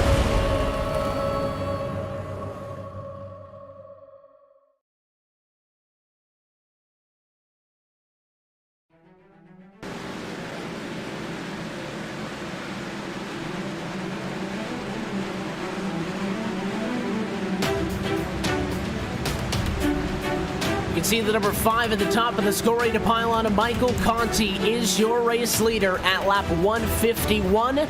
He closes in on the final 30 laps tonight in the Darlington 250. It is the opening round of the NASCAR Antifreeze iRacing Series playoffs. We're happy that you're with us on RaceSpotTV and the iRacing Esports Network. And I'm sorry to tell you, but if you're just tuning in, you've missed a lot. But what you haven't missed, many caution flags. This race has been green start through to lap 152, where we sit right now. And the question remains as the final second green flag pit stops has been completed. Tim Terry is, do we get all the way? Conti's still working thick lap traffic, but he sure hopes so. And a look on track, it's going to be very difficult to differentiate what positions here we're looking at are for position and which of them aren't, because a lot of this has been cars working around people they're not actually fighting with. You've got 7 drivers right now that are on the lead lap, and that might change momentarily because Taylor Hurst isn't too far ahead of your leader, Michael Conti. There's the gap back from what is your 7th place driver, Taylor Hurst, back to Michael Conti in the forefront, number 5. But when you look at it, Michael Conti right now essentially just has to hit his marks. Ray Alfala isn't really closing the gap a whole lot, or hasn't been the last few laps by. They're both running 29.9s right now, or thereabouts, trading a couple hundredths a lap. That's not going to get it done. If you're Ray Alfala, you're going to need some help out of Michael Conti or help out of one of the other drivers on the field to bring out a yellow flag. But Michael Conti right now 10 seconds up and pretty much on cruise control. And besides Taylor Hurst, there's not really a whole lot of traffic ahead of him right now, so he's got some clean air between himself and the rest of the field. The 2 of Ray Alfala right now running in that middle pack. This battle's been intriguing. We had Alex Bergeron fall back behind this battle prior to going to break, and Keegan Leahy's right ahead of this battle, but Shearburn and Kerwin have been putting on a show here for about the last 25 laps or so. And they're fighting for position. A majority of the cars are lapped down, so a lot of positions being exchanged to 8th through 21st is actually, again, where a majority of your cars are running. We do enter down the final portion of tonight's broadcast, and it is brought to you by Blue Def Diesel Exhaust Fluid, the #1 selling DEF in America. All of this, again, hard to really measure how far off of the race lead it is, and if there were to be a yellow, you'd have a ton of drivers neglecting a trip down to the pit lane, looking for a wave around. Mullis would be your lucky dog. He's the first car a lap down into P8. I figure this race will probably finish with 6 cars on the lead lap. Taylor Hurst is on his final dying breaths of lead lap action. Conti's starting to close in on his back bumper, and after that, I think Schoenberg, you make a significant jump in what that 55 has in P6. I wouldn't be surprised if he's able to hang on to it. Time will tell. as he was able to run up front for the better part of this race. Did get passed late by Busa, and again, it appears at least Busa's miraculous charge going to end in P5. Don't think he catches Logan Clampett. Still a chance, though. That gap just about a second between fourth and fifth right now. You can see Busa just now having completed a move on a little bit of lap traffic, and Alex Bergeron trying to navigate around him. 34 going to have to roll out of the throttle and let that car go. That will cost him some time. I'm not quite as convinced as you that Busa is not going to be able to get to Logan Clampett, because he's been about a tenth and a half quicker relatively consistently here. With all these laps left, I think Busa at least has a chance of potentially getting there. What would the gap with it is? Only about a second and some change. So I think we could see a fight here between P4 and P5, but I also think that for Matt Busa, if he does get there, if it's really, really late in the game, I don't think he's going to really risk too much and will likely just take the points haul. The 0-2 of Alex Bergeron after coming down pit road to get some repairs and some tires. He now unfortunately falls back down to 28. He was having some overheating issues, so I think he had to come down pit road to get some tape taken off the grill. Yeah, it came down to the pit lane front end damage, not going to help you out much at all. And the fun part about races like this is sometimes your leaders are passing slower lapped cars. Sometimes they are getting passed by cars that at times they're 15 or 20 positions actually in front of. And Taylor Hirsch should note just that last time by did get passed by Michael Conti. So your 7th place runner, you see it right there in the 3 with Conti in front of him, will fall a lap down. And that does leave us with that number of 6 cars still on the lead lap. And out of 33 who started this race, all but I believe one driver has officially retired. Derek Bordeaux is the only car who is actually out of this race and has gone to the garage. Joe Letteriello, Zach Novak, 32nd and 33rd, are not going anywhere, but they have not technically retired. They sit down on pit road 32nd and 33rd spot. So all things considered, a big tip of the cap, I'd say, for those drivers who look like they're going to be able to go the distance at 250 miles and not get lapped by a stellar performance out of the 5 car. And one driver that just went a second lap down when Taylor Hurst fell that 1 lap down was Nick Shelton. He's the bottom end of the playoff drivers right now, as we talked about earlier this evening. He's been bouncing around either side of the top 20, and right now he's on the opposite side of it in 21st. He is the first driver that is 2 laps behind the pace, and he's got Jimmy Mullis up behind him, and Jimmy Mullis is 1 lap down right now in position at number 8. So all kinds of drivers on different laps right now. As we mentioned, we've gone the first 163 laps without a yellow flag. Christian Chalner falls a 2nd lap down in position number 20. So there's some drivers that are just trying to hold on for dear life at the end of this one. But when you look at Michael Conti, Brian Schoenberg, and we talked about those satellite teammates in Matt Busa and Nick Ottinger, they're all still in the top 9. 3 of them being 3 of those 6 drivers that are currently on the lead lap. Ray Alfala, Ryan Lewis, and Logan Clampett, the other 3 that aren't necessarily associated, that do the work with Team Conti per se. But man, Michael Conti's putting on a show tonight. The gap right now, as you see on the intervals, just over a second, as Ray Alfala has been able to close that little bit that we predicted would happen, but still nowhere near a threatening position as the 5 continues to just try to close this one out. And again, we talk about how difficult this Darlington Raceway is, and listen, I'm all for green flag racing, love seeing the strategy play out, but I can promise you, Randy, these drivers are awfully stressed after going this long without a break. Those hands tightly clenched on the wheel, I'm sure sweating just a little bit. A lot of these drivers just really trying to push that little bit extra to get to the end here. I can promise you that they're feeling it after 165 laps without much more than maybe a small 10-second blip when you're down in your pit box to actually take a break and stretch out. That it has been a very hard-fought night for all of the drivers thus far. Yeah, you're absolutely right. I mean, this is going to be pretty physical, especially for a lot of these guys. Tail end of summer here in August, we get ready, coming towards the fall. It's going to be hot and humid for a lot of these guys, depending on where they live. So, while it may not be as physically demanding as being in a real car, mentally, it's still going to be pretty draining for sure. These guys continue to circulate. I do want to say, though, that while we saw Ray reeling in Michael, those, the big chunks we saw on the graphic just a moment ago, a couple tenths here or there, even 1 lap where he reeled in half a second. Ray had a ton of clean track when that was happening, and Michael was dealing with a ton of traffic during that. Now the inverse is somewhat happening in the pace. pretty much evened out or swung back in favor of the 5. So what seemed like the 2 car was really reeling in the 5 machine, that was more the ebbing and flowing of the lap traffic, more so than anything else, as the pace between them has really equaled off, and in fact the 5's quicker at the moment. And back to that point you were talking about, as we keep the theme around Conti and your top runners, is the mental aspect of this thing. I can't pull the numbers off at the top of my head, but I know that Michael Conti a couple of races ago posted some of his vitals throughout the course of a race to one of the fitness apps as far as his heart rate and all that, and it's pegged up there with somebody who's going for a run for the course of this entire race. So it would be fun if we can get some of that info maybe later on from the 5, and maybe next week we'll actually be able to get you those numbers maybe on what the 5 has been going through this evening. But a couple of weeks ago was able to get a look at those numbers, and he's working. I mean, these guys are stressed, they're up, they're alert, and certainly it is no walk in the park to be able to do 250 miles uninterrupted. It's not easy, of course, when you're getting cautions and restarts. Those are certainly stressful, but especially in a place like this, Tim, when Michael Conti's running so close to the wall. He's one of the few drivers who hasn't nearly knocked it down on one occasion, and when that is your line, and if you deviate from that by half a foot in the sim, you're into the outside wall. To have to push it that hard every single lap, certainly a strenuous task. When you look at the mental capabilities of these racetracks, and I talk about Daytona Talladega, obviously you're in the pack. You need to make sure that split-second decisions are going to cost you your race and possibly others' races.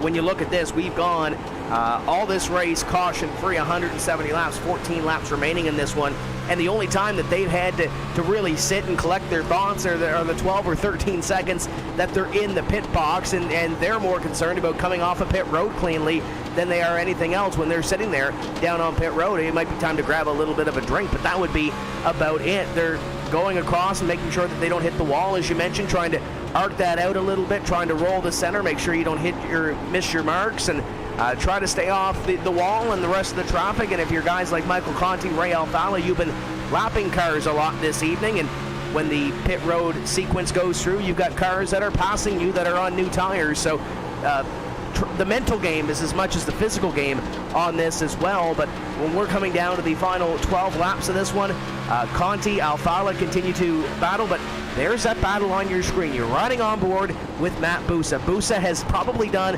I don't want to say has done the most work of anybody, but he's passed a lot of cars this evening, and he's looking at passing one more. Logan Clampett up near that wall that last time, opened the door to the the inside, now opens it to the outside, and there goes Busa. That'll be position number 4.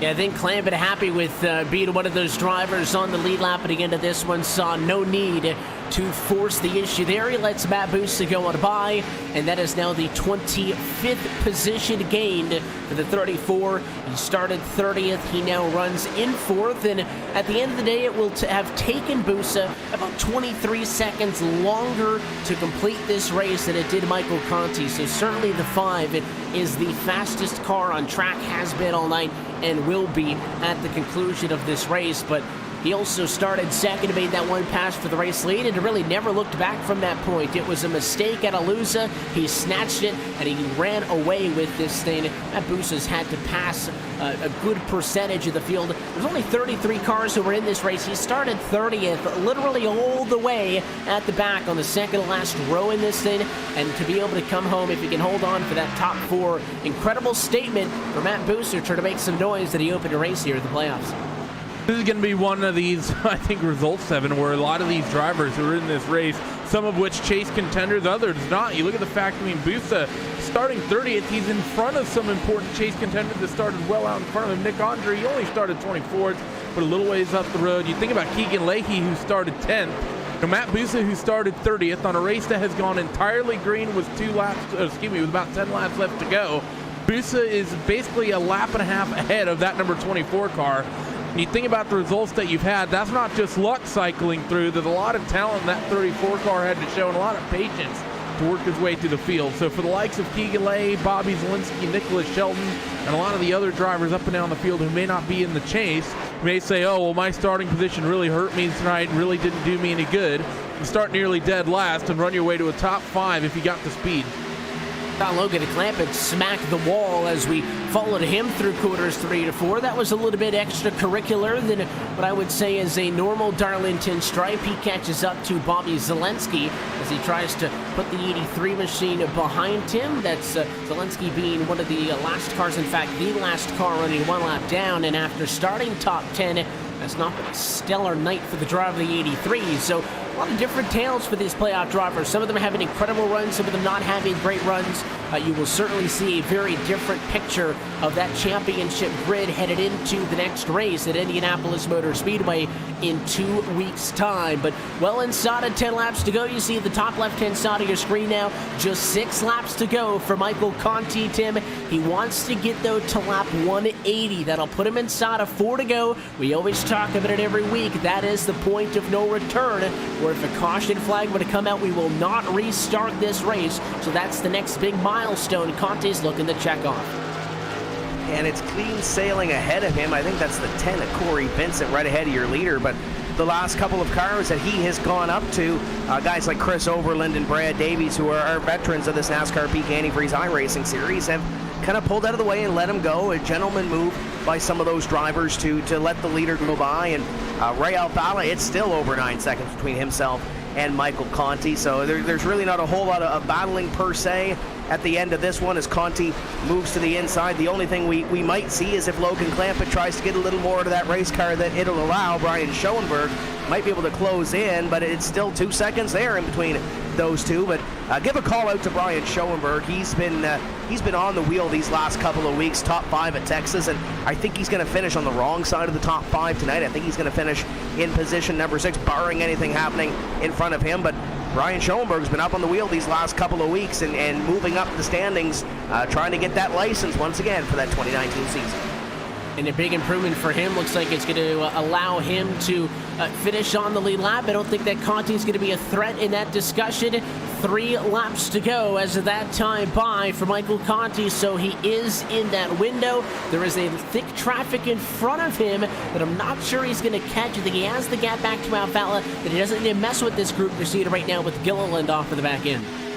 You're absolutely right. He's got, some traffic out in front of him, but he has a 9.2 second buffer, pretty much the gap, down the back straightaway, and then halfway through 3 and 4 for Michael Conti, just as Ray Alfala exits corner number 2. So even if he gets to this big gaggle of cars out in front of him, there's no reason for him to even do anything. He can potentially sit behind Adam Gilliland for the next lap, and Ray will only get within about 8 seconds by the time he gets to the end of the race. He heads down the back straightaway for the penultimate time.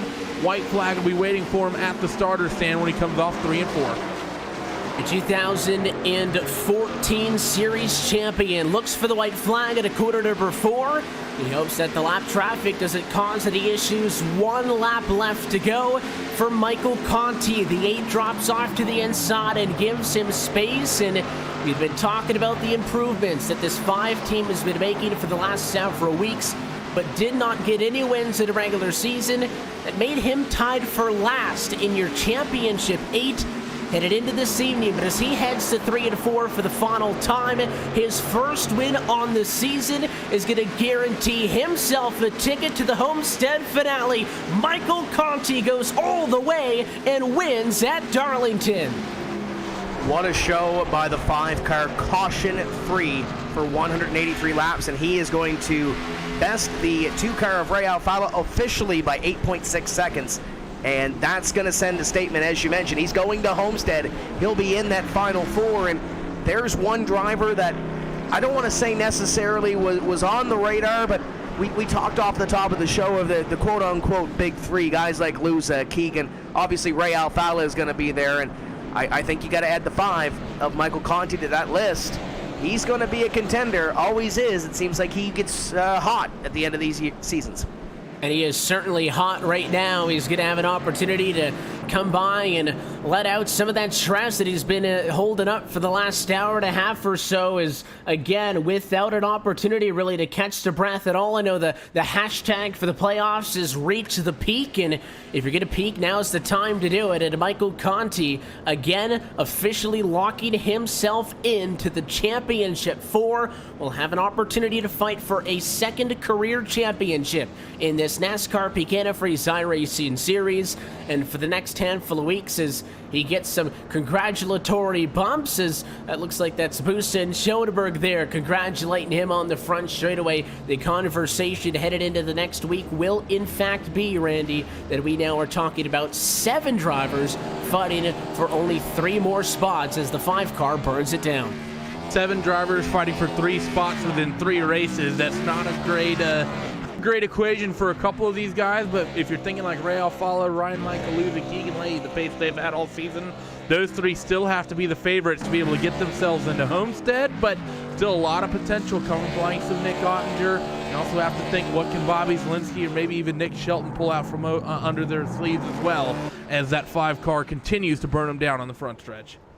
He does some celebrating. Let's recap. We look top to bottom at your RaceSpotTV full race results. It is the Team Conti and Chaos Crew number 5 who wins tonight. Again, Michael Conti headed to Homestead. We'll talk plenty more about that as we return for the post-race show in just a little bit, but also great results for the likes of Ray Alfala and Ryan Luza. Matt Busse, that big charge, 30th to 4th, and look at a clap at your first non-championship driver into P5. We'll be trackside with all of those drivers in just a little bit. Brian Schoenberg ends up being the last driver to finish on the lead lap. He comes home in P6 this evening. Nick Ottinger wraps it up with a 7th place spot. Taylor Hurst comes home in 8th. Jimmy Mullis is 9th, and a whirlwind of a night for the Phenom Racing number 24. Keegan Leahy finishes exactly where he started in 10th.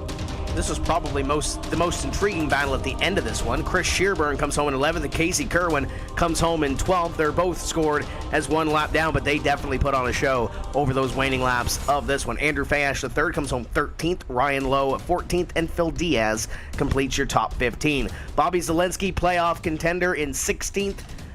You look down the list, Brad Davies, David Rattler, Chris Overland, and Christian Chalner. And from Zielinski on back, they finished 2 laps down. And as we continue down through, first driver outside of the top 20, your final playoff contender, Nicholas Shelton. It's not often that one of them will have a bad race and the others do well. Well, that's just the nightmare situation the 12 car finds himself in.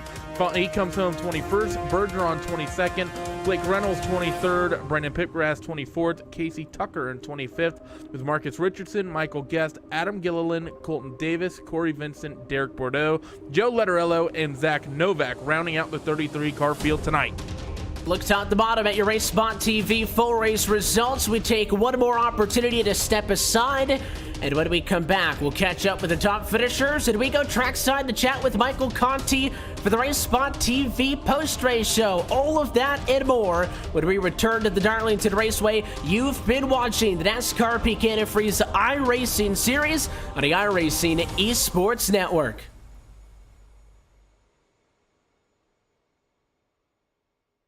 And that's how restrictor plates reduce air intake. Moving on, drag is one of your biggest competitors. It slows you down, so make sure your car is streamlined. And don't forget to get an edge with drafting. Take advantage of the high-pressure air between your car and the one in front.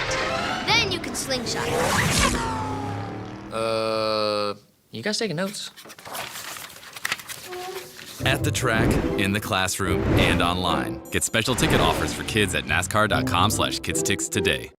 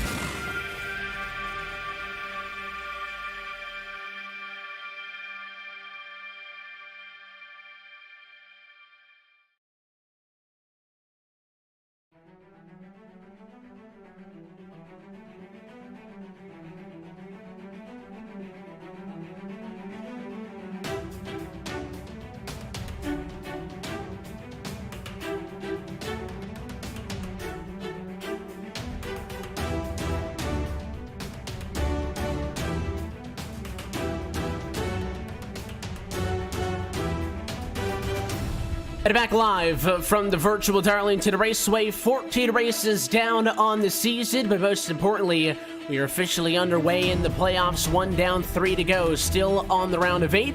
And as we welcome you back to RaceSpotTV's coverage of the NASCAR Peak Antifreeze iRacing Series, we already know one of the drivers who's going to be fighting for the championship in Homestead. It's his first win of the season, and it is that golden ticket. Michael Conti is moving on, and he's down at Victory Lane with Tim. Michael Conti is going into the playoff finale, and Mike, 183 laps, caution-free at Darlington, and you come away with a win. How huge is this?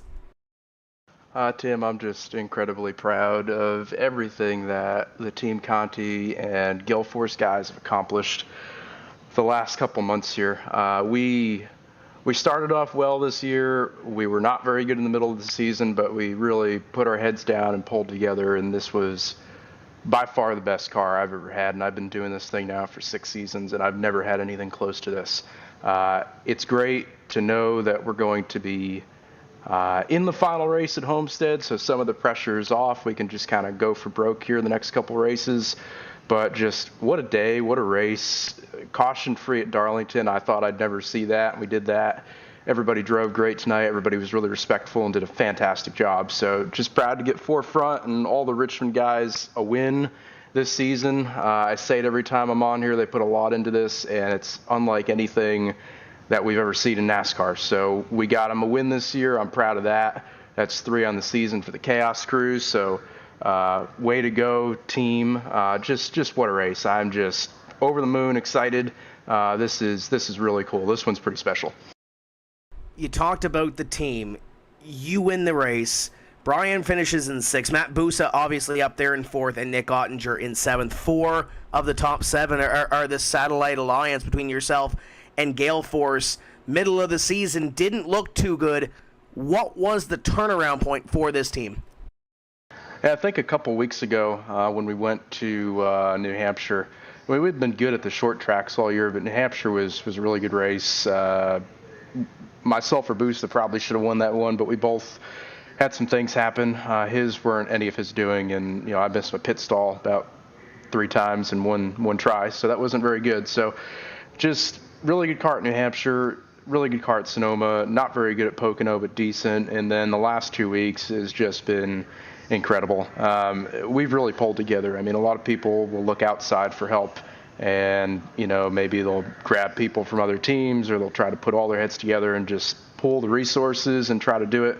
But we've pretty much stuck to our guns this year. The people that we started with are the people we're going to finish with, and that's what I really love about this group. We don't give up, we don't quit. Sometimes we want to. It was pretty bad in the middle of the season, but we knew we had a lot of people rooting for us, a lot of really good sponsors out there that put a lot into this year. So Nick, Matt, Brian, Pat Millay, Brandon Hastings, can't say enough about him. He's awesome. Just everybody that had a hand in this car this week. Brad Davies, too. He's been helping out a little bit all year, and we've been kind of sharing info with him. So thank you, Brad, for your help this season. But that group of guys right there, it's not a big group, and it's not as big as some of the other teams, but it's a good small team, and we work well together, and I think everybody saw tonight what this team's capable of. We do have a build coming up, so who knows if this setup is going to work moving forward, but the good thing now is there's no pressure the next couple weeks. We can experiment, we can throw some things at it, and we can be 100% prepared when we roll into Homestead. And now before we let you go, you mentioned your team can go for broke, this 5-4 front team. Can maybe start looking at Homestead after we have that build, but Indianapolis, Atlanta, and Dover are coming up. Give a little forecast. What do you expect out of these next few races? Well, those are all really good tracks for me. Brian's run well there in the past 2. They're 3 completely different styles of track, but I think the setup is going to be pretty consistent, at least at Dover and Atlanta. Indy's going to be an outlier, but I think if we can run well at Atlanta, that'll set us up for a decent run at Homestead. At least that'll be a good starting spot. But at this point, we just need to work on getting the 05 and the 34 in the Final 4. We got one Chaos Crew, Team Conti, Gilforce car, in the Final Four, so we want to get those other 2 in there as well. So again, just thanks to everybody that makes this thing happen. Thanks to you guys for broadcasting. Shout out to the Chaos crew from Richmond and the Chaos crew Charleston, my work group. Thank you guys for tuning in tonight. Thank you everybody who watched and supported this team through thick and thin, because there's been a lot of down this year, and people have really stuck behind me, and they've really, wanted to see this 5-car run well, and we ran well, and a Jimmy Johnson throwback car for Hendrick Motorsports, so that's really cool too, since I worked for Hendrick. So just a really good night. I'm super proud. I could go on forever, but I'm going to shut up now. Thank you guys again. It's going to be a fun rest of the season. I'm really looking forward to it. Mike Conti brings the 5 to the forefront, wins at Darlington, and we will see him in the championship finale at the Homestead Miami Speedway. Big night for Team Conti. Evan, I believe, has caught up with our second-place finisher, another driver that might end up with us at Homestead as well, the 2 of Ray Alfala. He started tonight 3rd on the standings, and it looks like he's going to exit in that very same position, but it's a P2 tonight for the driver, the number 2 machine, Ray Alfala, runner-up from the Darlington Raceway trackside with him. Now, Ray, congratulations, a solid result for you, and if you just take Conti out of the equation, the 2 was a rocket ship, plenty of space back to lose it. You guys ran a great race going from 5th to 2nd, but without a caution there, it was very difficult to catch the 5 once he got out in front of you guys after that first cycle. Yeah, I was kind of joking around during the race that we were finally able to compete with Luza and those guys, and we were 10 seconds behind the leader. So, it's just funny how things work sometimes. But Michael and those guys found something, obviously, and they're putting it to good use. And that was a very timely first victory of the season for those guys, and now they're racing for the championship. So, we're as close as you can get, obviously, to locking ourselves in, with second place, but. It's better than starting the playoffs in a hole, Yeah, there were a couple of drivers who did not have the best of nights in that championship group, and they're going to be in a tough spot now as we head to Indianapolis in 2 weeks' time. For you mentioned it's a P2. It's about as close as you could get without officially locking this one up. One thing that we had questioned at the very start of this race is, would we see drivers gamble to go for that win and go for the lock, or would they just run their own race? And you and Conti certainly didn't have to roll the dice to get to those positions. You guys had 2 very fast cars, but you head into the next week now. That window starts to get a little bit smaller in front of you. You and 6 colleagues now fighting for 3 more spots in the championship, and with Luza finishing just behind you in this one, you'll leapfrog Keegan, so I think he'll end up on the bubble in 4th. But a long way to go, yes, but not a ton of space. What can you take out of this race, knowing that the car was good, but not having a ton to show for it, still being pretty much where you entered tonight? Yeah, well, we'll see what happens at Indy. Obviously, we ran Pocono not too long ago, and we were pretty far back of the winners, but we were still 3rd. So, we'll see what happens there. Big thanks to Slip Angle Motorsports and Lockdown Racing. Lockdown's helping us out here for the playoffs, and I think it definitely shows. So thanks to those guys, and just happy to put the virtual racing school and a good finish. Would have liked to. Lock ourselves in like we did last year with the win at Darlington, but it's still a strong run. And now we head to Indy, which is my favorite track. Darlington probably being my second favorite track. So I'm pretty lucky to have really good tracks for me here in the playoffs.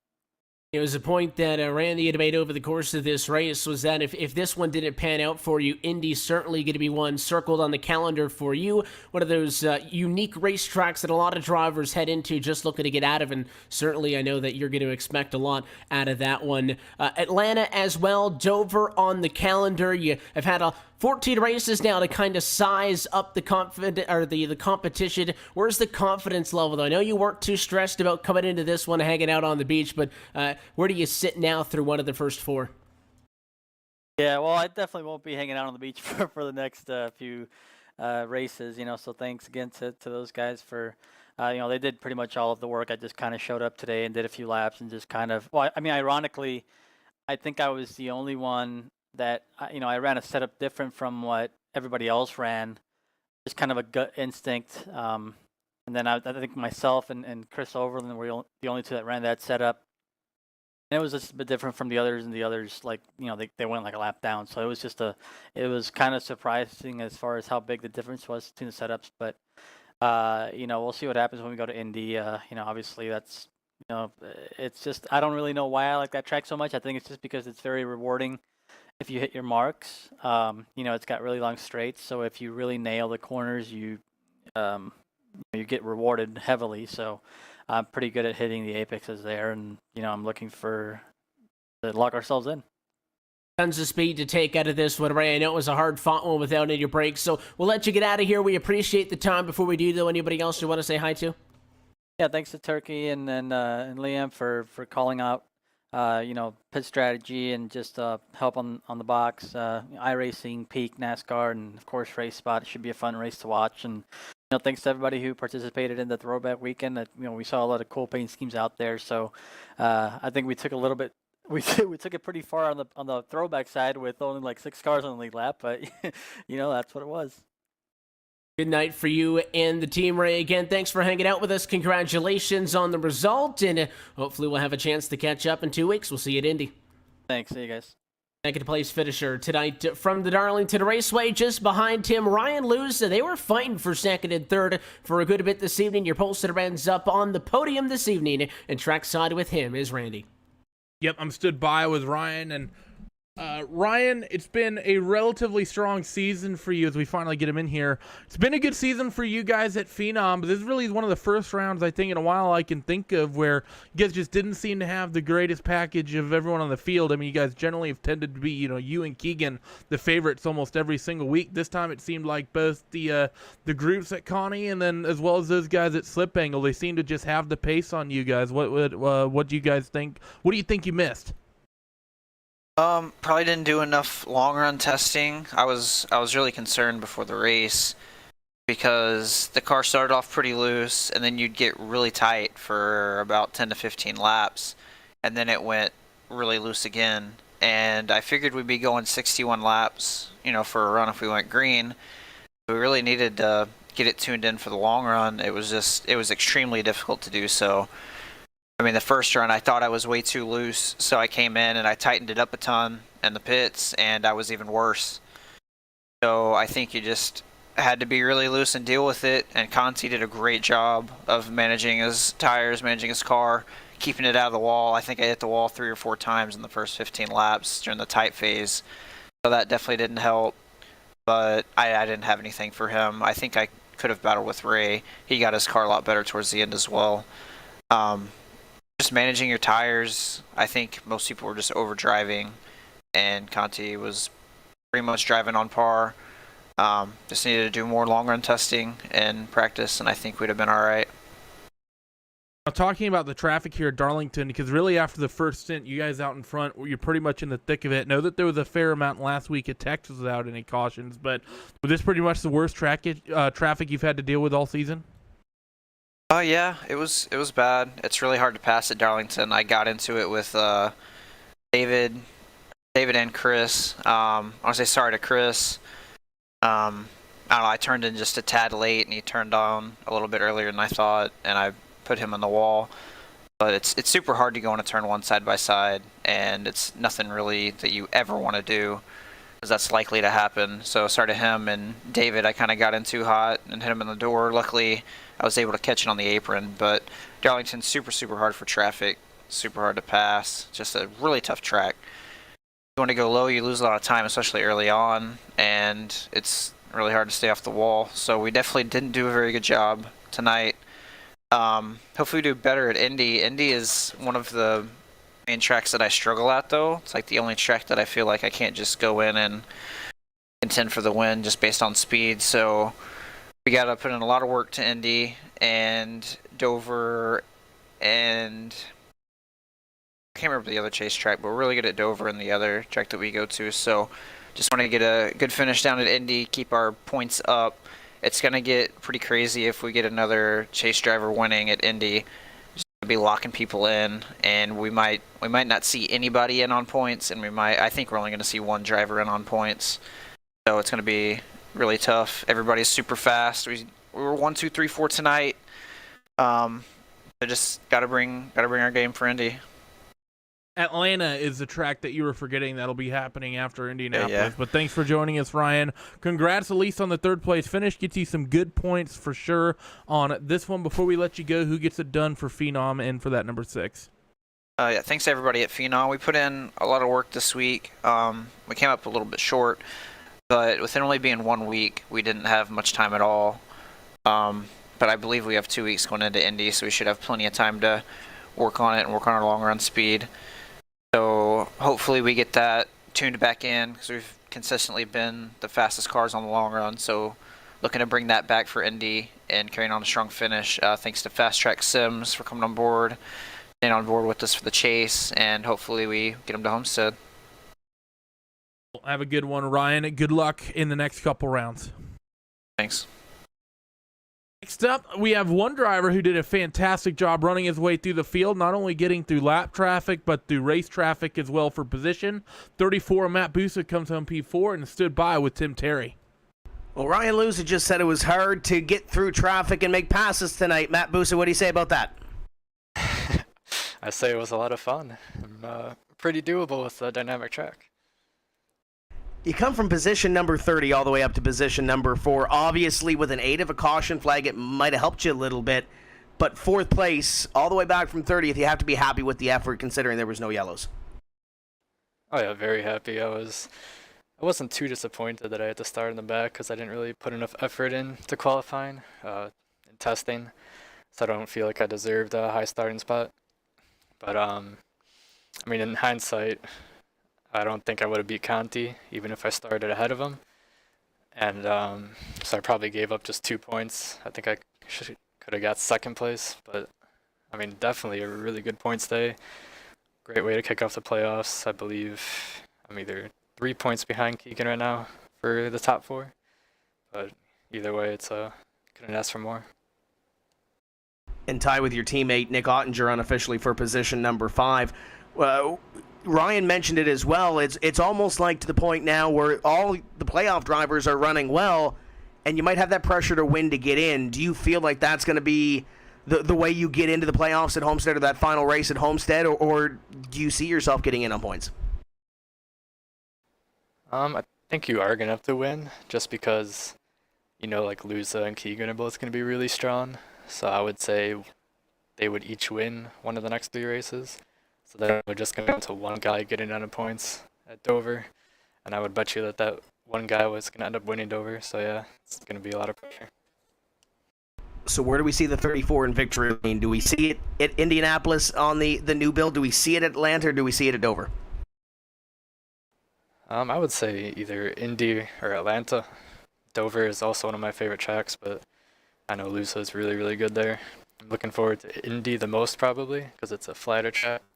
So the way you're setting up the cars, you can set them up more like a short track. And if it's anything like New Hampshire, it'll be really good for me. It's a great way to start off the playoffs for this 34 team. Who makes it happen for you every week?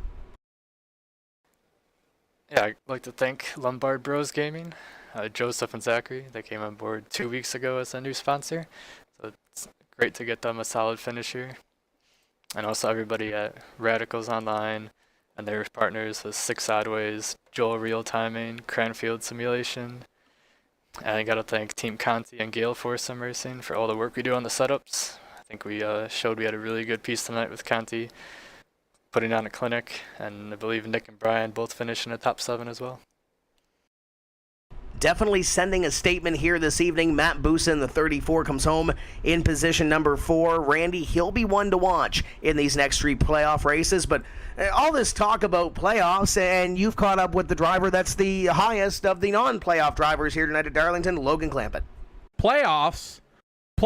You're thinking about playoffs? Sorry to all the Indianapolis Colts fans out there, but Logan Clampett, he comes home in the 5th spot tonight. And Logan, the only driver in the top 5 not running for the championship tonight. You came oh so close, but a couple races didn't go your way.